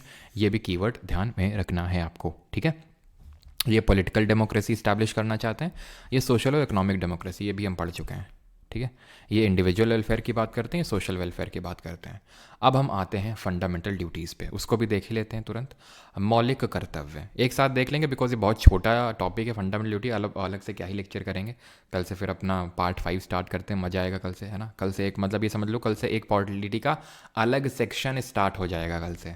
मतलब इसका जो हम लोग पढ़ रहे हैं आज ख़त्म करेंगे उसका, और उसमें कोई ज़्यादा लिंक, कोई मतलब कुछ लिंकेज नहीं है, ठीक है। तो वो हम कल से देखेंगे। कल से मतलब कल का लेक्चर, अब कल से अगर आपने मिस किए लेक्चर, ध्यान रखना, तो फिर आगे की चीज़ें नहीं समझ में आएंगी। ये गारंटेड बात है, गारंटेड बात है, क्योंकि सब इंटीग्रेटेड चीज़ें हैं आगे, ठीक है। तो कल से या तो आना ही मत सारे लेक्चर्स में, अभी छोड़ दो, ठीक है। अगर कुछ ऐसा है कि भाई ज्योग्राफी में पढ़नी है वो, अगर आओगे कल के लेक्चर में तो फिर सारे में रेगुलर रहना। फंडामेंटल ड्यूटीज़, मौलिक कर्तव्य। तो और ये भी है कि भाई जो लोग अभी तक रेगुलर नहीं थे तो वो कल से रेगुलर हो जाएं। तो फंडामेंटल ड्यूटीज़ पे आते हैं, तो ये किस पार्ट में आ जाएंगी, तो ये पार्ट नंबर 5 ऑफ कॉन्स्टिट्यूशन में नहीं आएंगी। आप ये मत सोचिए कि पार्ट 4 के बाद सीधा यहाँ पार्ट 5 आ जाएगा, बिल्कुल आना तो चाहिए था भी पार्ट 4 के बाद 5, लेकिन पार्ट 4A को बाद में जोड़ दिया गया। बाद में जोड़ा गया मतलब अमेंडमेंट किया गया होगा, तो 42nd कॉन्स्टिट्यूशनल अमेंडमेंट किया गया था 1976 में। आप देख रहे हैं 42nd अमेंडमेंट, 42nd अमेंडमेंट कितनी बार आया ये, है कि नहीं। तो इसीलिए इसको मिनी कॉन्स्टिट्यूशन बोल देते हैं, क्योंकि इसने बहुत सारी चीज़ें कॉन्स्टिट्यूशन में ऐड और डिलीट करने का काम किया था। तो 42nd जो अमेंडमेंट है, 42वां जो संविधान संशोधन है, इससे जोड़ा गया। कांग्रेस की गवर्नमेंट थी, इंदिरा गांधी प्राइम मिनिस्टर थी। उन्होंने बोला इमरजेंसी के बाद, कि इमरजेंसी का ही टाइम चल रहा था और 1975 में एक आपातकाल लगाया गया था इंदिरा गांधी के द्वारा। तो इंदिरा गांधी जी ने बोला कि भाई लोगों को कुछ ड्यूटी भी देना ज़रूरी है, फंडामेंटल राइट दे के एंजॉय करके ज़्यादा एंजॉय कर रहे हैं लोग।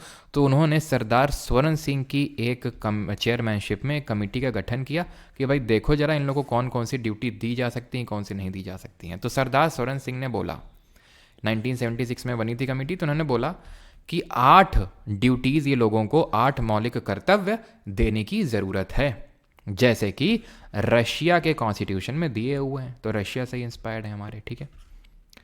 तो 42nd अमेंडमेंट ने क्या किया, 8 ड्यूटीज़ नहीं, 42nd अमेंडमेंट से पार्ट 4A और आर्टिकल नंबर 51A में, अनुच्छेद 51 का में 10 ड्यूटीज़ को जोड़ा। मतलब आपको लग रहा होगा 8 ये जोड़ा और 2 अपने आप से जोड़ दिया, नहीं। इसकी 3 ड्यूटीज 5 एक्सेप्ट हुई थी और 3 रिजेक्ट हुई थी। 3 कौन सी रिजेक्ट हुई थी इसकी, एक तो ये बोले थे कि अगर कोई फंडामेंटल ड्यूटी फॉलो ना करे, ठीक है, अगर फॉलो ना करना, इनको फॉलो ना करना, वुड इन्वोक पनिशमेंट, उसको पनिशमेंट मिलेगा।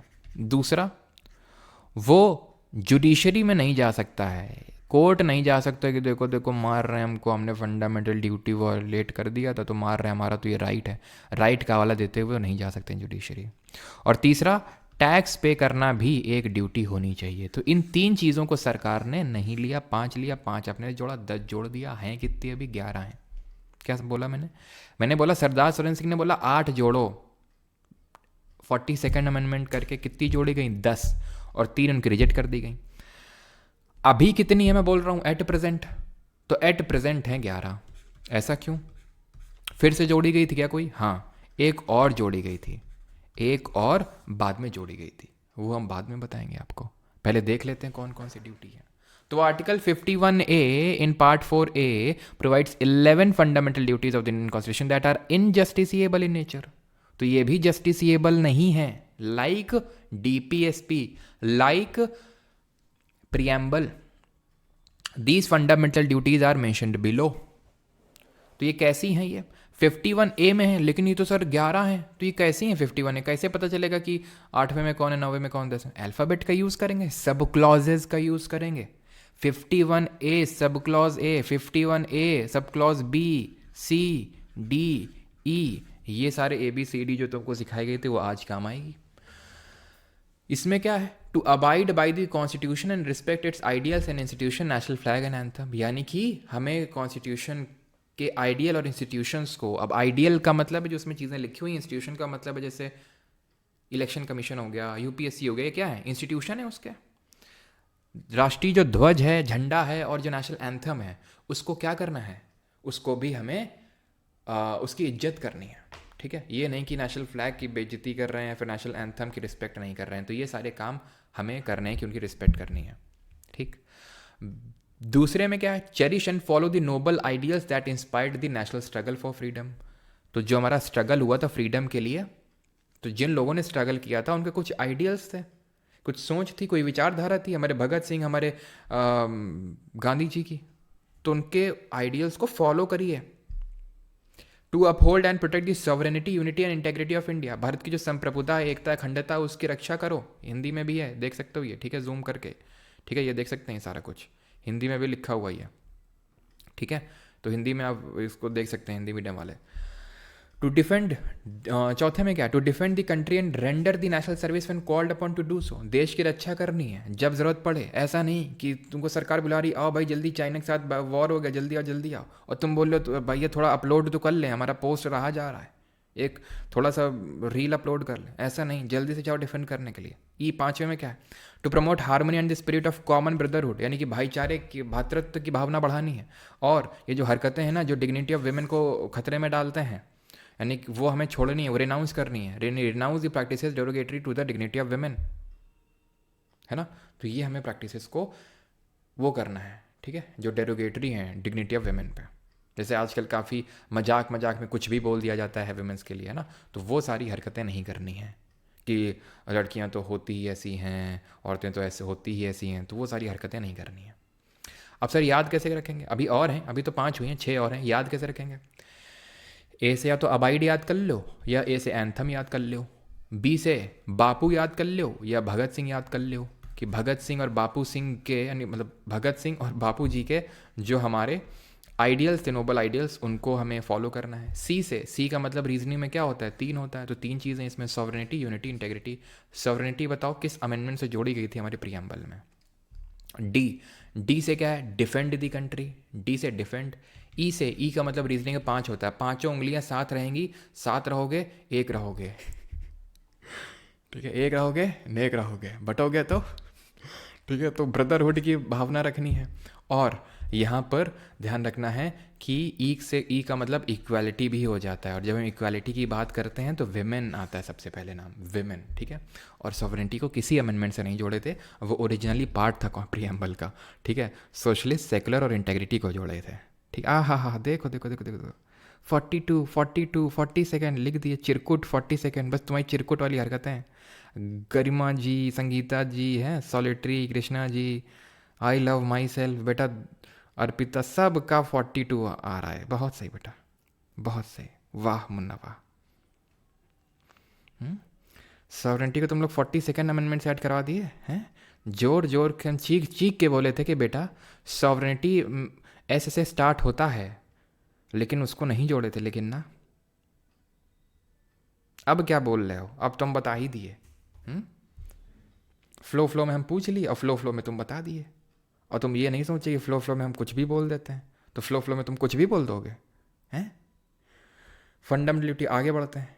छठा, F, to value and preserve the rich heritage of our composite culture, यानी कि जो हमारा हेरिटेज है, कंपोजिट कल्चर है, उसको प्रिजर्व करना है। कल्चर में हमारे मोन्यूमेंट्स वगैरह भी आ जाते हैं, फोर्ट आ जाते हैं, किले आ जाते हैं। तो एफ से फोर्ट याद कर लो, किला याद कर लो। किला क्या है? कल्चर एक का पार्ट है वो हमारा। जी से आ जाते हैं, जी से protect and improve the natural environment including forest, lakes, rivers and wildlife, यानी इनको प्रोटेक्ट करना है, नेचुरल एनवायरनमेंट को।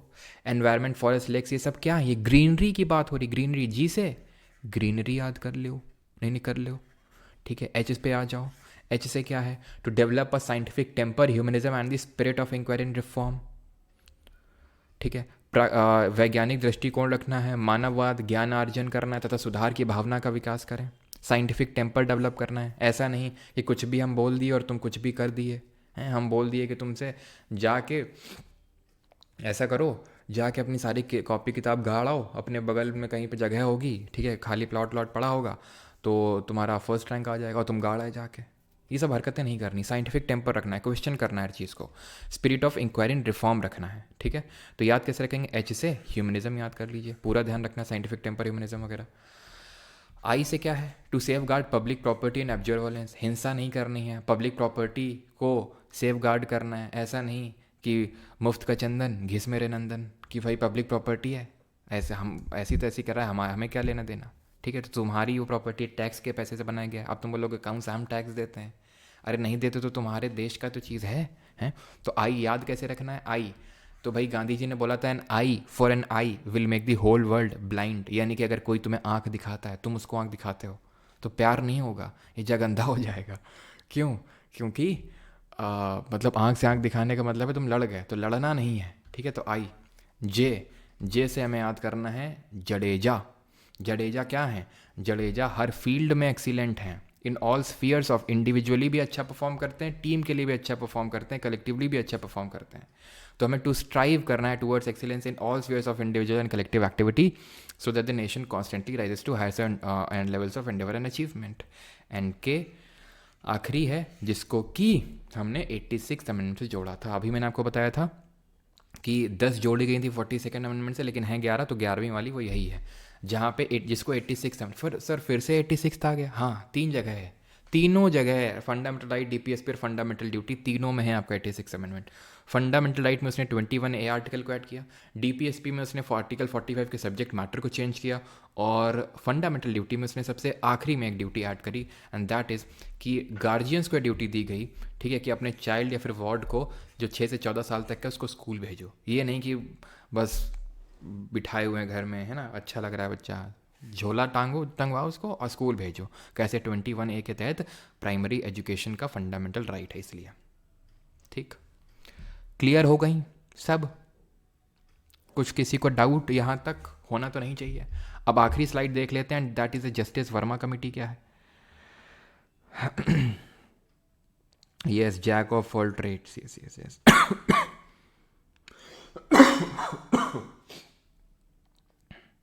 आँख दिखाता है, कौन आँख दिखा रहा है भाई? चलो वो तो जस्टिस वर्मा कमेटी पे आते हैं अभी। ये क्या कमेटी है? देखो, सरदार सोरेन सिंह कमेटी ने तो बोला था फंडामेंटल ड्यूटी ऐड करो, तो रशिया में भी है, और हमने ऐड करी 8, बोला था हमने 10 ऐड करी। जस्टिस वर्मा कमेटी ने बोला क्योंकि ये जस्टिसेबल नहीं है, क्योंकि ये जस्टिसेबल नहीं है, तो फिर कैसे बात बनेगी? तो ये जो justice Verma committee, it identified, ध्यान से सुनना, it identified the existence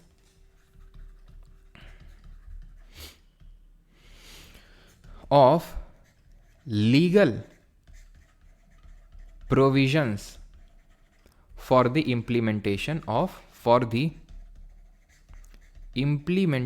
of fundamental duties। इसने बोला कि सुनो, इधर सुनो,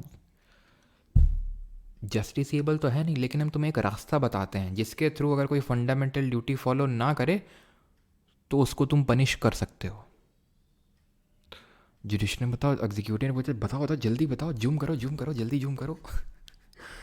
तो उसने बोला देखो, तुम्हारे पास जैसे कि एक एक्ट है, UAPA, unlawful activities prevention act 1967 में। पालन बोला हाँ हाँ बनाए तो थे 1967 में। तो उसने बोला कि तुम इसका हवाला देते हुए, क्योंकि इसमें पनिशमेंट है, तो तुम इसका हवाला देते हुए कि देखो तुम देश की सॉवरेनिटी, यूनिटी, इंटेग्रिटी को खतरा पहुंचा रहे हो, तो तुम्हें UAPA के चार्जेस के तहत तुम्हें जेल भेज रहे हैं। पायलट ने बोला गजब चीज़ है, और बताओ और कुछ है? तो उसने बोला हाँ और कुछ बता रहे हैं, जैसे कि prevention of insults to national honours act, national honours act of 1971, 1971 में। जस्टिस फरन बोला कुछ समझे? पालन ने बोला समझ तो गए। बोले पूछा क्या? तो बोला ये समझे कि अगर कोई मान लो नेशनल फ्लैग और एंथम की रिस्पेक्ट ना करे तो उसकी बैंड बजा देंगे इस एक्ट के थ्रू। बोला ये हुई ना बात, जस्टिस फरन बोले। पालन पूछा और बताओ और कुछ है? तो बोलते और रुको, तो एक है जैसे हमारे पास उसको क्या बोलते हैं, अरे वाइल्ड लाइफ प्रोटेक्शन एक्ट, ठीक है, वाइल्ड लाइफ प्रोटेक्शन एक्ट बनाए थे, तो पालन बोला हाँ बनाए तो थे। कब? 1972 में। तो लो बस याद करो, article number 51 is sub clause जी वाला, अगर कोई फॉलो ना करे उसको रेल देना तुम। फिर उसने बताया फॉरेस्ट कंजर्वेशन एक्ट। ठीक है, क्वेश्चन पूछता है बेटा, यहाँ कोई स्टोरी नहीं चल रही है। वाह क्या सर, यहाँ पे क्या मौज करवा रहे हैं सर, क्या आनंद आ रहा है। वाह बेटा आनंद मत लो ज़्यादा, हैं पढ़ लो। ये क्वेश्चन आया डायरेक्टली, अभी दिखाएंगे कि वो उसने पूछा इसमें से कौन सा एक्ट नहीं था, 4 ऑप्शन दे देगा, एक नहीं होगा, फिर आप मुँह बाके बैठे रहोगे। फिर और क्या है, और है आपका RPA, representation of people act 1951। तो ये पाँचों ध्यान रखियो। और इसने ये भी बोला कि किस तरह से स्कूल्स में बच्चों को हम फंडामेंटल ड्यूटीज़ सिखा सकते हैं। और ध्यान रखना, फंडामेंटल जो ड्यूटीज़ हैं are only for citizens not for aliens. अब एलियन का मतलब दूसरे प्लैनेट के लोग की बात नहीं हो रही है, फॉरेनर्स को कॉन्स्टिट्यूशन की बुक में एलियन बोला गया। तो fundamental are only for citizens, ठीक है, नॉट फॉर एलियंस। समझ में आ गया? मज़े ले लिए, आनंद आ गए? क्वेश्चन लगा लो जरा जल्दी से। अभी तो तुमको पहले असिस्टेंट कमांडेंट बनवाएंगे, लेफ्टिनेंट बनवाएंगे, तब तुम इनकम टैक्स इंस्पेक्टर बनवाएंगे। पढ़ लो जरा। IPC है, बहुत सही। किसने लिखा ये? किसने लिखा? संगीता पांडा ने, बहुत सही। IPC भी है, यस IPC भी है। इंडियन पिनल कोड, लेकिन अब इंडियन पिनल कोड तो इंडियन पिनल कोड रहा नहीं, इसलिए मैंने बताया नहीं। बताइए अब इंडियन पिनल कोड क्या हो चुका है जल्दी से।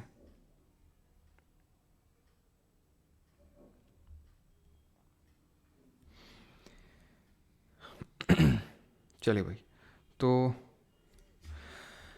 विच of the following statement with regard to the directive principle of state policy is not correct? They are not enforceable in the court of law. Yes they can override all the fundamental right, ऐसा बोला गया था। ठीक है, अच्छा ये तो गलत है। अभी मैंने बताया था कि जो हमारे DPSP और फंडामेंटल राइट हैं, दे हमारा जो कॉन्स्टिट्यूशन है it is found on the bedrock of balance between the fundamental right and DPSP। ऐसा किस केस में सुप्रीम कोर्ट ने बोला था जल्दी से बताइए। They can be related to जो social and economic justice, yes. Political justice, fundamental right. They can be related to giving free legal aid to the poor. कौन सा आर्टिकल जल्दी से बताइए। तो मिनर्वा मिल केस में बोला था बैलेंस वाली चीज़, और ये आर्टिकल कौन सा है? Article number 39 clause A. Soren Singh committee recommended the insertion of which of the following into the constitution of India. क्या? Doctrine of pleasure. आहा, प्लेजर का डॉक्ट्रिन, आनंद का सिद्धांत। वाह क्या बात है, काश ऐसा भी सिद्धांत होता, आनंद ही आनंद होता। फंडामेंटल ड्यूटी होगा। 42nd अमेंडमेंट से देन ऐड किया गया था। कब बनी थी कमेटी? 1976 में। किसकी गवर्नमेंट थी? इंदिरा गांधी सरकार थी। ठीक है। Who among the following consider, ये सारी चीज़ें पूछता है। Who among the following consider the DPSP as aiming the furthering the goals of social exclusion. किसने बोला था? BN राव। ना, BN राव ने तो क्या बोली थी? BN राव ने तो बोला था मॉरल परसेप्ट वाली चीज़, कि भाई these are moral precept. KT Shah ने क्या बोला था? Cheque payable at the will of the bank. Granville Austin थे। इनको हर चीज़ में कमेंट्री करने की पता नहीं क्या चुल मची रही थी जल्दी। 44th, the state shall not take steps, the state shall take steps to separate the judiciary from the executive in the public services of the state. वो तुमसे आर्टिकल नहीं पूछ रहा है, तुम पे ज़्यादा तुम्हारे दिमाग पे जोर नहीं डालना चाहता है वो सिर्फ तुमसे पूछ रहा है पार्ट बता दो बस। पार्ट 4 में क्या है? DPSP है। इसी में तो पढ़े थे। किस आर्टिकल में पढ़े थे ज़रा जल्दी से बता दो। पार्ट 5 हम पढ़ेंगे, 6, 7 ये सब आगे पढ़ेंगे। Article number 50। पाँचवा, part number 4 of the constitution of India which of the following is not mentioned in the duty of citizen. शायद सीधे से क्वेश्चन है? सीधा लेफ्टिनेंट बनोगे इसके बाद? अभी के अभी लेफ्टिनेंट बनवाएंगे, अभी के अभी सीधे तुम्हारा जो है अपॉइंटमेंट लेटर भिजवाते हैं। जल्दी से करो इसको। Part 4A not mention to render the national service when called. और पार्ट 4A का मतलब क्या हो गया? फंडामेंटल ड्यूटी हो गया। और आप बताएंगे क्लॉज, सब क्लॉज लिखेंगे कि ये किस में है।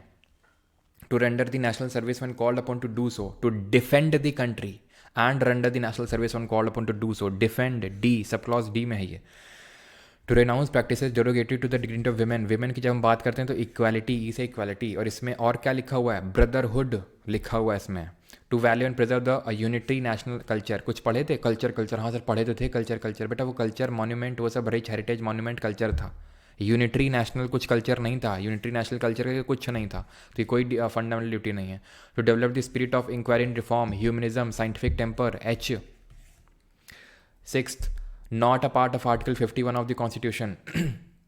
कौन सा हिस्सा नहीं है? और आप इसमें ये तो देखेंगे कौन सा हिस्सा नहीं है, प्लस ये भी रिकॉल करो कि ये किस सब क्लॉज में दिया हुआ है। अच्छा सॉरी 51A नहीं, 51 की बात हो रही है। 51 का मतलब है वो डीपीएसपी की बात कर रहा है, ना कि फंडामेंटल ड्यूटी की। इंटरनेशनल जो इसकी बात करता है पीस और सिक्योरिटी की, ये है maintain just and honourable relations maintain करके चलने हैं, और इंटरनेशनल डिस्प्यूट और ये इसको इनक्रेज करना है। यूएन पीस कीपिंग फोर्सेस का यूज़ नहीं करना है, क्योंकि वो हमारे हाथ में नहीं है। हम भेज सकते हैं, और इंडिया सबसे ज़्यादा लोगों को, ज़्यादा सेना को भेजता है यूएन पीस कीपिंग फोर्सेस के जो मिशंस होते हैं, लेकिन एज सच हमारा कंट्रोल नहीं है उस पर। Which of the following statement with respect to the right to have a legal aid is or are correct. ये सारे क्वेश्चन आपके आए हुए हैं, मैं आपको बता देता हूँ। ये आपके CDS, CAPF, NDA के क्वेश्चंस हैं, यानी कि यूपीएससी के एग्जाम्स में, डिफरेंट एग्जाम में पूछे गए क्वेश्चंस हैं। अभी हम SSC वाले भी करेंगे, ठीक है सर। नॉट फॉर एलियंस का ये मतलब है क्या वो फ्लैग का डिसरिस्पेक्ट कर सकते हैं, अनलॉफुल एक्टिविटी कर सकते हैं, FD तो उन पर लागू नहीं होती है। यस, उन पर लागू नहीं हो सकती। अब काइंड ऑफ हम उसको टॉलरेट तो नहीं करेंगे, लेकिन हाँ एज सच शिवम बात तुम्हारी सही है, वो हमारी ड्यूटीज़ लागू नहीं होती हैं, बट दैट डजेंट मीन कि हम आँख बंद करके बैठे रहेंगे। ऑब्वियस सी बात है, उनको भी उस चीज़ को लेकर डायरेक्शंस दिए जाएंगे। तो which of the following statement with respect to right to have a legal aid is or correct. Under the constitution of India it is given under the DPSP, yes 39A है ये। It is the duty of the police to inform the nearest legal aid committee. देखो एक constitution में ऐसा कहीं नहीं लिखा है, ठीक है, तो article number sorry option number A होगा 1 ओनली। ऐसा कॉन्स्टिट्यूशन में कहीं नहीं लिखा कि पुलिस को तुरंत इन्फॉर्म करना, कहीं पढ़ा हम लोगों ने। फंडामेंटल ड्यूटी किस अमेंडमेंट से ऐड की गई थी, तो हमें पता है 42nd अमेंडमेंट ऑफ 1976, जिसको मिनी कॉन्स्टिट्यूशन बोलते हैं, सरदार स्वयं सिंह कमेटी की रिकमेंडेशंस पे। Which the following statement is or are correct. 9th करो और 10th करो जल्दी से।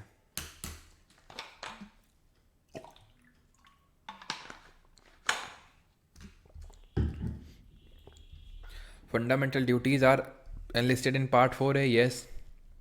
44th amendment of the constitution of India added to the secular word 44th amendment जोड़ा था, गलत। सेकुलर, सोशलिस्ट और इंटेग्रिटी, इनको जोड़ा गया था 42nd अमेंडमेंट से। एक ही बार अमेंडमेंट हुआ प्रीएम्बल में, और 42nd है, ठीक है। तो आंसर यहाँ पर option number A1 only. Not a fundamental duty enshrined in the constitution, कौन सी फंडामेंटल ड्यूटी निमौलिक करते हुए नहीं है जो संविधान में नहीं थे। To abide by the constitution, respect its ideals and institutions, कौन सी ड्यूटी है, कौन सी ड्यूटी है। 51A सब क्लॉज ए से अबाइड है, एंथम, ठीक है। ये कौन सी, to protect the national animal and national bird ये तो कोई नहीं बताया भाई, नेशनल बर्ड और नेशनल एनिमल को प्रोटेक्ट करना है। To value and preserve the rich heritage of India's composite culture, culture heritage क्या है, फोर्ट, फोर्ट मतलब किला, किला 51A sub clause F, fort. Public property और वायलेंस वाला तुम बताओ जल्दी से। Which the following is included in the part 51A of the constitution, क्या है भैया पार्ट 51A में। रिट्स किस में है, आर्टिकल 32(2)(6) है ना। Writ jurisdiction of supreme court, writ jurisdiction of high court, इनमें से फंडामेंटल राइट कौन सा है, ठीक है। आंसर क्या होगा, फंडामेंटल ड्यूटी, ठीक है। और ये कौन सा हो जाएगा, 51A sub clause I, an eye for an eye will make the whole world blind. Suspension of fundamental right emergency के टाइम पे होता है, तभी तो बोलते हैं दे आर नॉट सैक्रोसैंक्ट और permanent, they can be amended, they can be suspended. और कौन से 2 राइट होते हैं, कौन से आर्टिकल होते हैं, 2, जो कल भी मैंने आपको बताया थे ऐप वाली क्लास में, कि जिनको सस्पेंड कभी नहीं किया जा सकता है। Who among the following described the DPSP as the novel feature of the Constitution of India? Novel feature किसने बोला था, तो नोवेल फीचर बोला था नेहरू जी ने, नहीं राजेंद्र प्रसाद जी, नहीं अम्बेडकर जी ने। SN मुखर्जी की रिगार्डिंग बताइए, कॉन्स्टिट्यूएंट असेंबली मैंने आपको क्या बताया था, तो आर्टिकल नंबर क्या 20 और 21 के तहत जो हमारे फंडामेंटल राइट हैं वो कभी सस्पेंड नहीं हो सकते हैं, ठीक। और राजेंद्र प्रसाद तो प्रेसिडेंट थे कॉन्स्टिट्यूएंट असेंबली के ये चीफ ड्राफ्ट्समैन थे, ठीक है, ये चीफ ड्राफ्ट्समैन थे। 13th 51A को किससे जोड़ा था, अब नहीं बता पाऊंगा मैं, ये क्वेश्चन जो है तुम्हारे लिए होमवर्क के लिए है। अगर मैं दोबारा ESC की बटन दबा दूँ ना सब कुछ चला जाएगा, लेकिन मैं ऐसा करूँगा नहीं, ठीक है। 13th वाला ये काफ़ी टफ क्वेश्चन आप सॉल्व करेंगे। अब इनकम टैक्स इंस्पेक्टर बनवा दें, बताओ भाई, अगर असिस्टेंट कमांडेंट और लेफ्टिनेंट बन चुके हो तो अब इनकम टैक्स इंस्पेक्टर बनवा दें। चीफ ड्राफ्ट्समैन थे, यस 21 20 शबना खातून सही है। सर ये सब भी लिखना है क्या मनीष गुप्ता? लिखना है मतलब समझा नहीं। अगर आप बैच में हैं तो पीडीएफ आपको मिल जाती है प्राइवेट टेलीग्राम ग्रुप में। ये क्विजेज़ वगैरह आपको अटैच मिल जाती हैं आपके टेलीग्राम सॉरी आपके एप्लीकेशन में ही सब कुछ, तो लिखने की ज़रूरत तो नहीं है ना। फिर जो हाँ, अगर आप नहीं हैं तो आप लिख सकते हैं जो भी आपको कीवर्ड ऐसा लगता है कि हाँ भाई ये कुछ एक्स्ट्रा है। तो सीबीआई ऑफिसर बना दो सर जी, अभी बनाते हैं अभिषेक, अभी बनाते हैं, अभी बनाते हैं।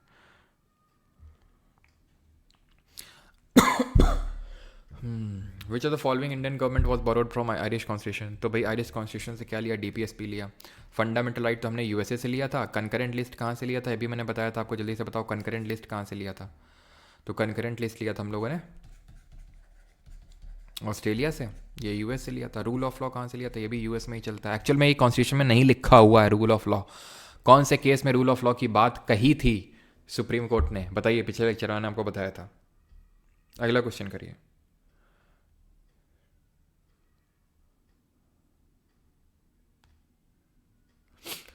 Which of the four parts of the Indian Constitution deals with the directive principle of state policy? तो part 3 fundamental right, part 2 citizenship, part 4 DPSP, part 1 union territory.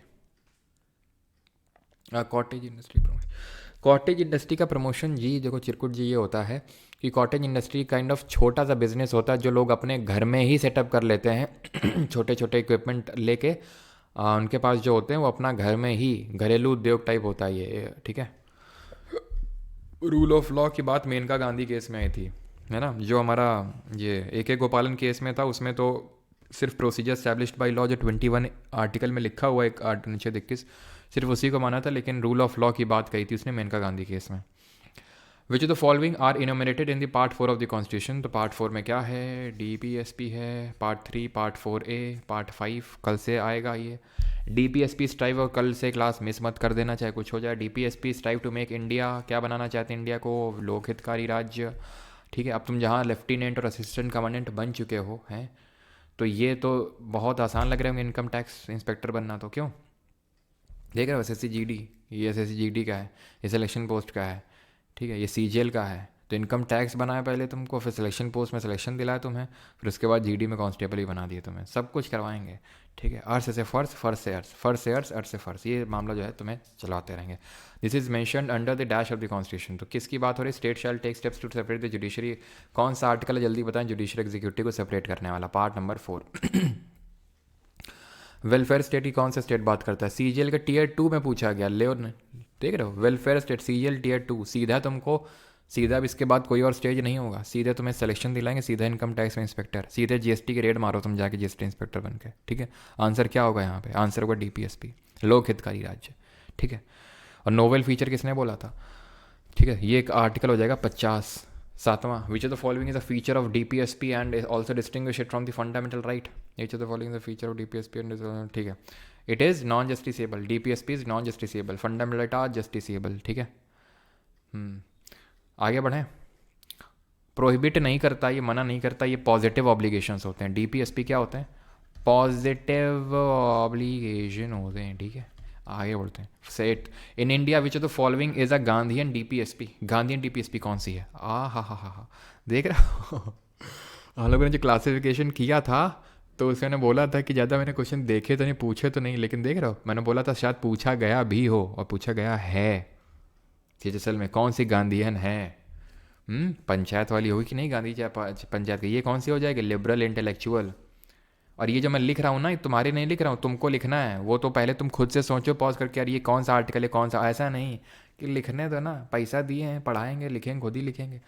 Pause करके लिखो, जितना अभी क्लास में हो सकता है याद करने की कोशिश कर लो, क्योंकि खुद से तो पढ़ने में दिक्कतें होती हैं काफ़ी, तो जितना हो सकता है क्लास में ही पढ़ लो। फिर दिक्कत होती है तो वीडियो को पॉज करो और देखो सेपरेट एग्जीक्यूटिव जुडिशरी किस में है, 50 में है। बार बार कितनी बार 50 वाला इतनी बार तुम पढ़ लिया, कभी गलत करोगे? इसको नहीं करोगे। हो सकता है तुम्हारे दिमाग में कोई खुद की एक ट्रिक बन जाए 50 को लेके, और तुम उसको कमेंट में शेयर भी कर सकते हो। अब जितना मुझे अब पता है, जो मैंने अपने लिए किया, तो मैं तो आपको बता देता हूँ, लेकिन आप लोगों का भी तो अपना दिमाग है जो मेरे से अलग है, तो फिर आप लोग भी कुछ करते होंगे तो उसको भी बताते रहा करिए, ठीक है। प्राइवेट तो नहीं करेंगे बेटा, ये जो है तुम गलत बात बोल दी है। Provide equal pay for equal work, तो ये किस में है? LDC, जल्दी से बताओ। गोज टू PHC, तो 39 में है, ABCD, ठीक। 13D देखो, हाँ प्रियंका ठाकुर ने लिखा है, खुशी राज ने लिखा है, बिल्कुल। अगला देखते हैं, 9th। In which year were 4 DP directive principle added to the original constitution original list. मूल सूची में 4 नए निर्देश सिद्धांत किस वर्ष जोड़े गए? अब देख लो, अमेंडमेंट से कितनी बताई थी? 42nd अमेंडमेंट हुआ था, 44th हुआ था, 86th हुआ था और 97th हुआ था, और 42nd से 4 ऐड करी थी, बोली थी सीधा, बताया था, वही पूछ लिया 4 किससे ऐड करी? सीपीओ 2024 हैं, बन गए सीधा। दिल्ली पुलिस में सब इंस्पेक्टर बनवाया हूँ मैं, ठीक है। तो कल को अगर कभी दिल्ली आऊँ, कभी जरूरत पड़ जाए तो हेल्प कर देना, ऐसा नहीं कि नहीं तुम्हारी हेल्प क्यों करें हम। पैसा लिए थे, कौन सा फ्री में पढ़ा दिए थे? बेटा फ्री में पढ़ा रहा हूँ, लाइव स्ट्रीम कर रहा हूँ, और सीधे दिल्ली पुलिस में ऐसा ही बनाया है। क्या 4 पढ़ाई थी कि गरीब मजदूरों के बच्चों से एनवायरनमेंट को प्रोटेक्ट करवाओ। Poor, free legal aid to the poor 39A। Worker, participation of workers in the management of industries 43A।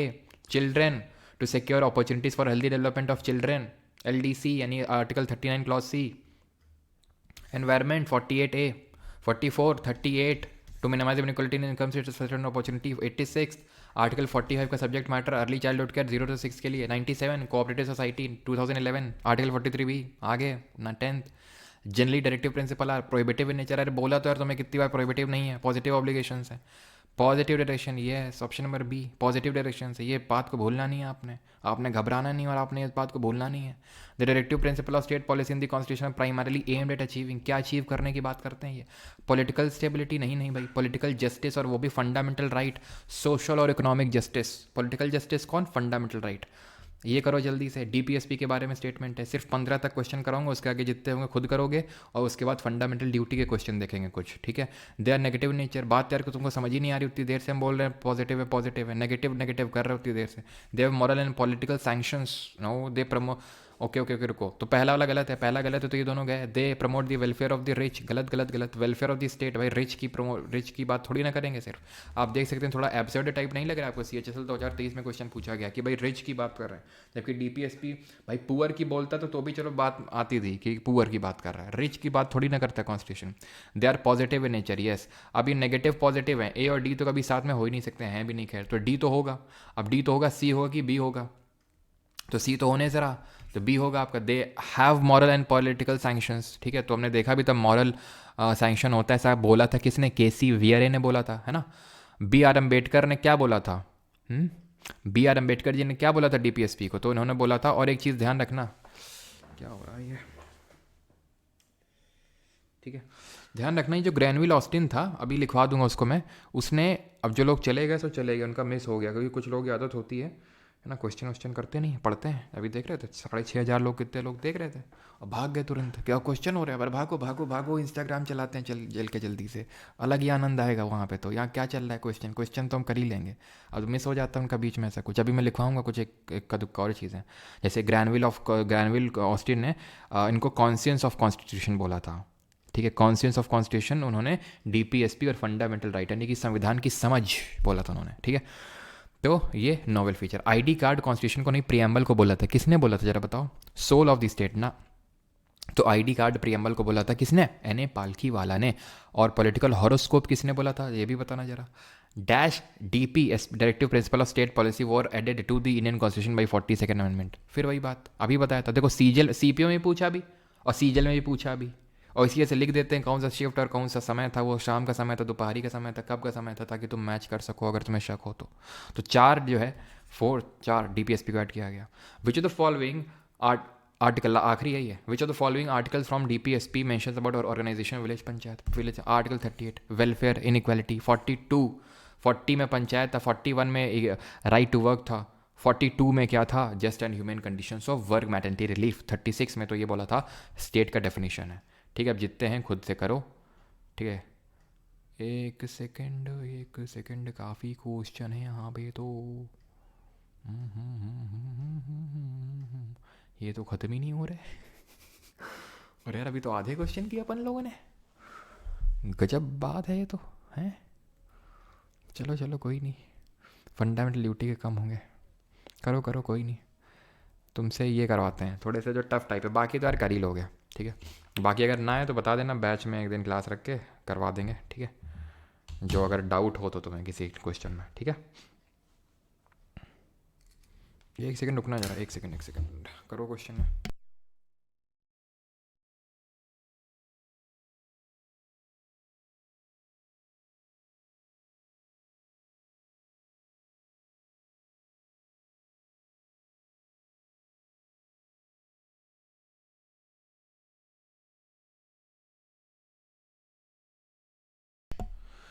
चलो भाई, तो Poshan Abhiyan is a programme to achieve nutritional status of children from 0 to 6 years। Early childhood कह रहा है, 0 to 6 की बात हो रही है। मतलब हल्के हल्के क्वेश्चन है। X and Y are working as managers in a restaurant but they, अच्छा ये बताओ, चलो मत बताओ, बट दे रिसीव, चलो बता दो। होटल और मोटल में क्या अंतर होता है?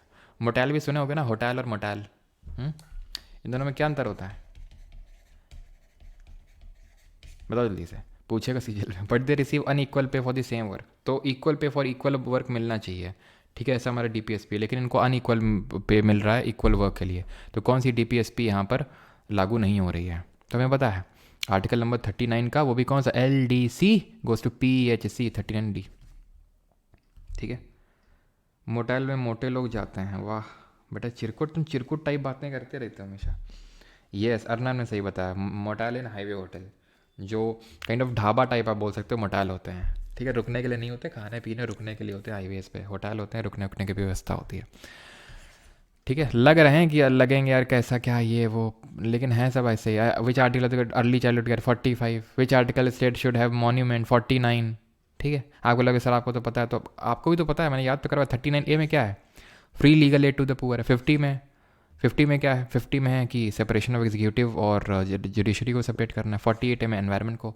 तो भाई ये क्वेश्चन अगर तुम खुद से करोगे, टाइम ले लेके करोगे, तो ज़्यादा सही रहेगा। अब मेरा टिक देख लोगे, ये है, ये है, वो है, ये है, ये है, वो है, तो तुम्हारे दिमाग में जोर पड़ेगा नहीं, और ये क्वेश्चन का जो पर्पस है वो फुलफिल नहीं हो पाएगा, डिफीट हो जाएगा वो पर्पस। मतलब क्या पर्पस है कि आप एक तो क्वेश्चंस लगाएं, अच्छे क्वेश्चंस लगाएं, और साथ ही साथ आपका दिमाग काम करे। इससे क्या होगा कि आपके दिमाग में वो चीज़ें स्टोर हो जाएंगी। आप गलत करेंगे, फिर देखेंगे अरे गलत है, तो उससे आपके दिमाग में चीज़ें स्टोर हो जाएंगी। तो आपने खुद से इम्प्रूव करना है।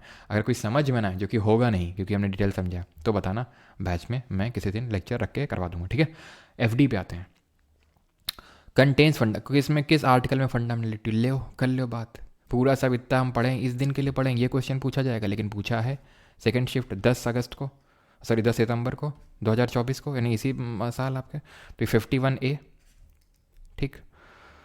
Which committee identified the existence of legal provisions for the implementation of some of the fundamental duties? Which committee identified the legal provisions? Justice मुल्ला, वर्मा, सापरे, कृष्णा अय्यर।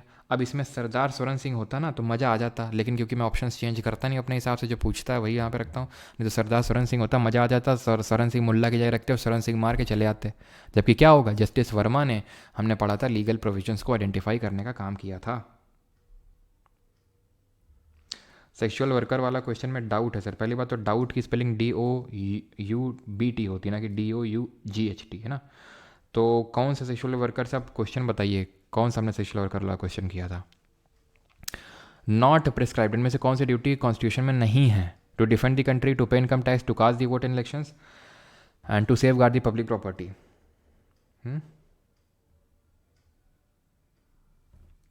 तो यहाँ पे to safeguard public property, observe violence I. अब ये सब अब खुद से करना है तुमको, ये नहीं कि बताओ बताओ जल्दी बताओ, हमारा वेट मत किया करो, खुद से कि यार क्या है इसमें। डिफेंड द कंट्री, डी से सर बताया तो 51A sub clause D. Income tax का तो सरदार सोरेन सिंह ने बोला था लेकिन एक्सेप्ट नहीं किया गया था। वोट करना ये भी कोई ड्यूटी नहीं है, ध्यान रखना। तो पूछा नॉट प्रिस्क्राइब्ड, ठीक है, तो ये दोनों होंगे, इनको ये प्रिस्क्राइब्ड नहीं है, तो आंसर हो जाएगा 2 और 3, ठीक है। Equal wages for main and women किस में आएगा भाई? इक्वल वेजेस देखा तो था हमने 39 क्लॉज डी में, LDC गोस टू PHC में। सर DPSP 38 क्वेश्चन चेक करो एक बार। ओके पवन, 38 क्वेश्चन, ओके ओके ओके, हाँ जी ठीक। पोषण अभियान, क्या दिक्कत है भाई इसमें? ओके ओके ओके रुको, Poshan Abhiyan is a programme.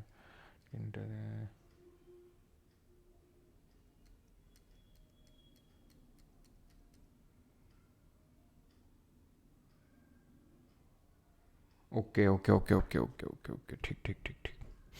इसमें अर्ली चाइल्डहुड केयर नहीं, इसमें एक्चुअल में टू अचीव न्यूट्रिशनल स्टेटस है, और टू रेज इसमें साफ साफ लिखा हुआ है। अगर अर्ली चाइल्डहुड केयर लिखा होता तो हम मारते 45, लेकिन यहाँ पे लिखा हुआ है to raise the level of nutrition, जो कि 46 में दिया हुआ है, सॉरी 46 बोल रहा हूँ, 47 में दिया हुआ है, ठीक है, कि बच्चों के जो लेवल ऑफ न्यूट्रिशन है, पोषण स्तर, उसको बढ़ाना है, मदिरा सेवन को निषेध करना है, ठीक है, यस। चलो, हाँ 47 में दिया हुआ है। अगला देखते हैं, और ये है विच article in the fundamental duties invoked when you see in a private party that the Indian flag has been used as covering for speaker's desk। गलत तरीके से अपमान हो रहा है हमारे झंडे का, तो क्या होगा? नेशनल एंथम, सॉन्ग, फ्लैग, ठीक है, 51 ए clause A, sub clause A. Which article, 10 तक क्वेश्चन करेंगे इसमें। Which article in the fundamental duty applies when a construction worker takes his 8 year का बच्चा टू इस साइट, उसको स्कूल नहीं भेज रहा है, काम में ले जा रहा है, तो कौन सी ड्यूटी का हनन होता है? एच, ह्यूमनिज्म और साइंटिफिक टेम्पर की बात करता है ये। के वाली हर्ट होगी, क्योंकि गार्जियंस को ड्यूटी दी गई कि अपने चाइल्ड या वार्ड को लेके जाना है, सॉरी स्कूल भेजना है। जे से Jaddu Jadeja, to strive towards excellence in all the spheres of individual and collective responsibility. और आई में है, an eye for the eye will make the whole world blind, that means common, sorry, to abjure violence and to save public property, ठीक है। Swaran Singh committee establish the government under which PM in under which PM in 1976। तो कौन PM थे उस समय? SSC जे में question पूछा गया, तो इंदिरा गांधी जी पीएम थी। To cherish and follow the noble ideal that inspire the national struggle for freedom, क्या होगा? कौन सी ड्यूटी है? पहली, दूसरी, तीसरी, चौथी? तो नोबल आइडियल्स किसके थे? कि ये थे बापू जी के, भगत सिंह के। बी से बापू, बी से भगत सिंह, बी से दूसरी, 8th। अब यार कर सकते हो ये क्वेश्चन, ये भी ठीक है, ये भी कर लोगे। ये करो, how many items it Swaran Singh committee recommended the to be incorporated in the constitution of India as duties of the Indian citizen. तो स्वर्ण सिंह समिति ने भारतीय संविधान में भारतीय नागरिकों के कर्तव्य के रूप में कितनी वस्तुओं को शामिल किया था? तो 8 को शामिल किया था, ठीक है। हाउ मेनी डिड स्वर्ण सिंह रिकमेंडेड, ठीक है। तो स्वर्ण सिंह ने कितनी रिकमेंड किया था? 8 रिकमेंड किया था। ऐड कितनी हुई थी? 10 हुई थी। हैं कितनी? अभी 11 हैं, ठीक। हाँ, अब देख लो, ये क्वेश्चन आ गया ना, जेई 2024 जो पढ़ा रहे थे, जब तुम्हें बताया था कि आनंद मत लो, तो ना क्वेश्चन पूछ लेता है। For strengthening the fundamental duty, justice Verma committee identified a few existing acts by which proper implementation of such duties can be accomplished. इनमें से कौन सी नहीं है? बताए थे, बताए थे, ये भी बताए थे। और ये वाइल्ड लाइफ सेग्रीगेशन एक्ट नहीं था, वाइल्ड लाइफ प्रोटेक्शन एक्ट था 1972 का, ये नहीं होगा, ठीक है। ये भी शायद मैंने बताया नहीं था, लेकिन ये भी होगा protection to civil rights act. Civil right act से जो लोग धर्म के नाम पे सब हिंसा हिंसा करते रहते हैं, उनके खिलाफ लीगल एक्शन लिया जा सकता है। तो इस चीज़ को चलो मैं नोट करवा देता हूँ, 2 चीज़ें नोट करवानी थी। Protection of civil services, civil rights act note कर लो।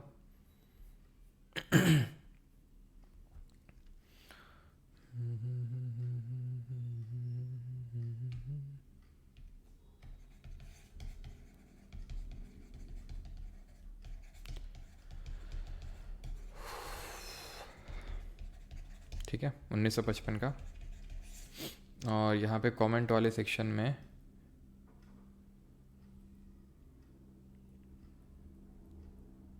यहाँ पर ऐड कर लो, ठीक है, कंशियंस ऑफ कॉन्स्टिट्यूशन, ठीक है। और कंशियंस का पूछेगा, कंशियंस ऑफ कॉन्स्टिट्यूशन, तो ये भी ग्रैनविल ऑस्टिन ने बोला था। इसने फंडामेंटल राइट और डीपीएसपी दोनों को कंशियंस बोला था, संविधान की समझ बोला था, ठीक है। चलिए, तो धन्यवाद सभी को। बाकी तो आप ये क्वेश्चंस खुद से वो करेंगे, ऐसा कोई क्वेश्चन नहीं जो आपसे ना हो जाए। जैसे फंडामेंटल ड्यूटीज़ आर, एक क्वेश्चन कर दो, dash and not enforceable by law. तो फंडामेंटल ड्यूटीज़ क्या हैं? ये are dash and not enforceable. Regulatory हैं, स्टैट्यूटरी, नॉन स्टैट्यूटरी, कॉमन। तो स्टैट्यूटरी नॉन स्टैट्यूटरी में होगा। तो स्टैट्यूटरी का मतलब है कि इनको एक लॉ से वो किया जा सकता है, ठीक है, लाया जा सकता है। अब कुछ किसी कुछ क्वेश्चन पूछ होगा तो पूछ लेगा।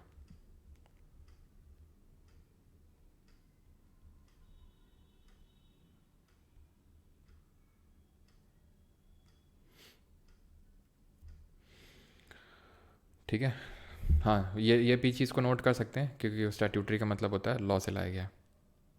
तो इसको भी चलो मैं लिख ही देता हूँ यहाँ पे, सो दैट नोट्स में इनकॉर्पोरेट हो जाए।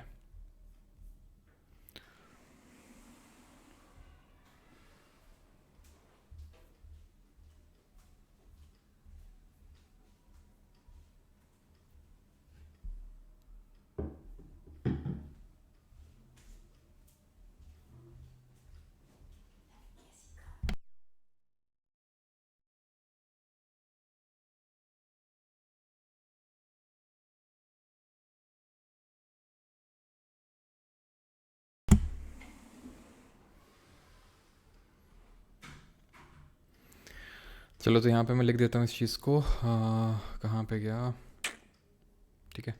तो यहाँ पे लिख देता हूँ they are statutory, they are statutory and non enforceable, ठीक है। चलिए भाई सर, प्राइवेट वीडियोस भाई हो जाते हैं और वो जाती हैं बैच में, ठीक है। बैच आपका एप्लीकेशन के अंदर है, ठीक है। परमार जी के बैच 3.0। 36 बता दो सर, डीपीएसपी का। अरे वेद प्रकाश तुम थे नहीं क्या उस समय जब हमने ऑनलाइन झापड़ फेंक के मारा था? तो चलो कोई नहीं। 36 में लिखा हुआ है स्टेट का डेफिनेशन, कि स्टेट का मतलब क्या है, क्योंकि हर जगह डीपीएसपी में स्टेट स्टेट स्टेट लिखा हुआ है, तो उसमें ये लिखा हुआ है वही मतलब है।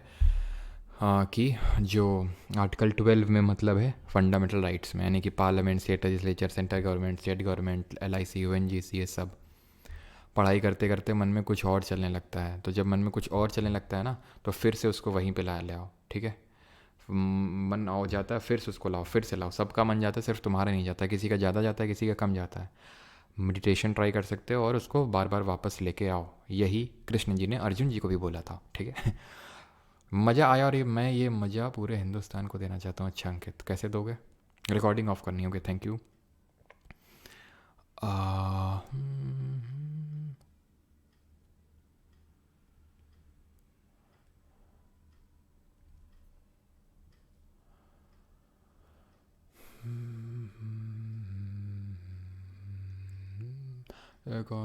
हाँ,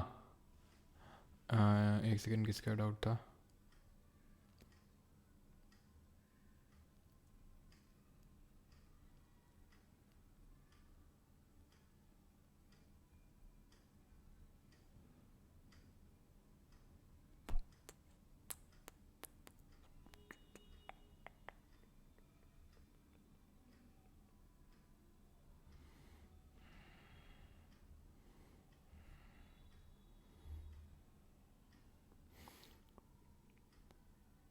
सर कॉटेज इंडस्ट्री वाला, कॉटेज इंडस्ट्री वाला है 43 वाले में है आपका, ठीक है।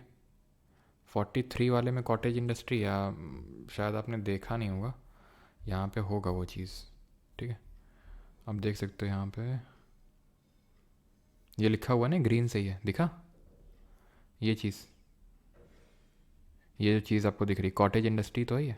कॉटेज इंडस्ट्री वही जो मैंने बताया, जैसे ये जो लोग कर रही हैं घर में ही जो काम कुछ ऐसे स्टार्ट कर देना, वो कहलाता है कॉटेज इंडस्ट्री, ठीक है। चलिए भाई, कल की क्लास को मिस मत करिएगा, थैंक यू। और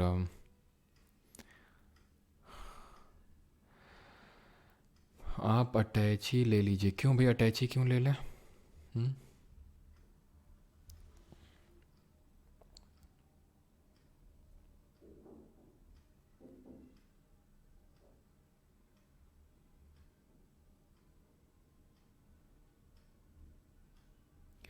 चलिए, थैंक यू सभी को, धन्यवाद।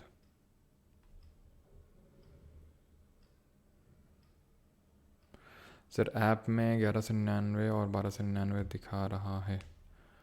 अच्छा सुदेव, 1099 वही ना प्राइस?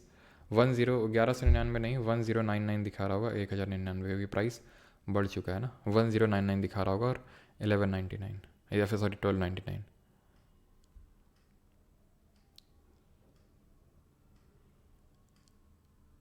क्लॉक की आवाज़ आ रही है। क्लास रात को 10 बजे के लिए शेड्यूल थी, पहले शेड्यूल थी गलती से। थैंक यू भाई, धन्यवाद सभी को। मिलते हैं कल, कल मिलेंगे, ठीक है।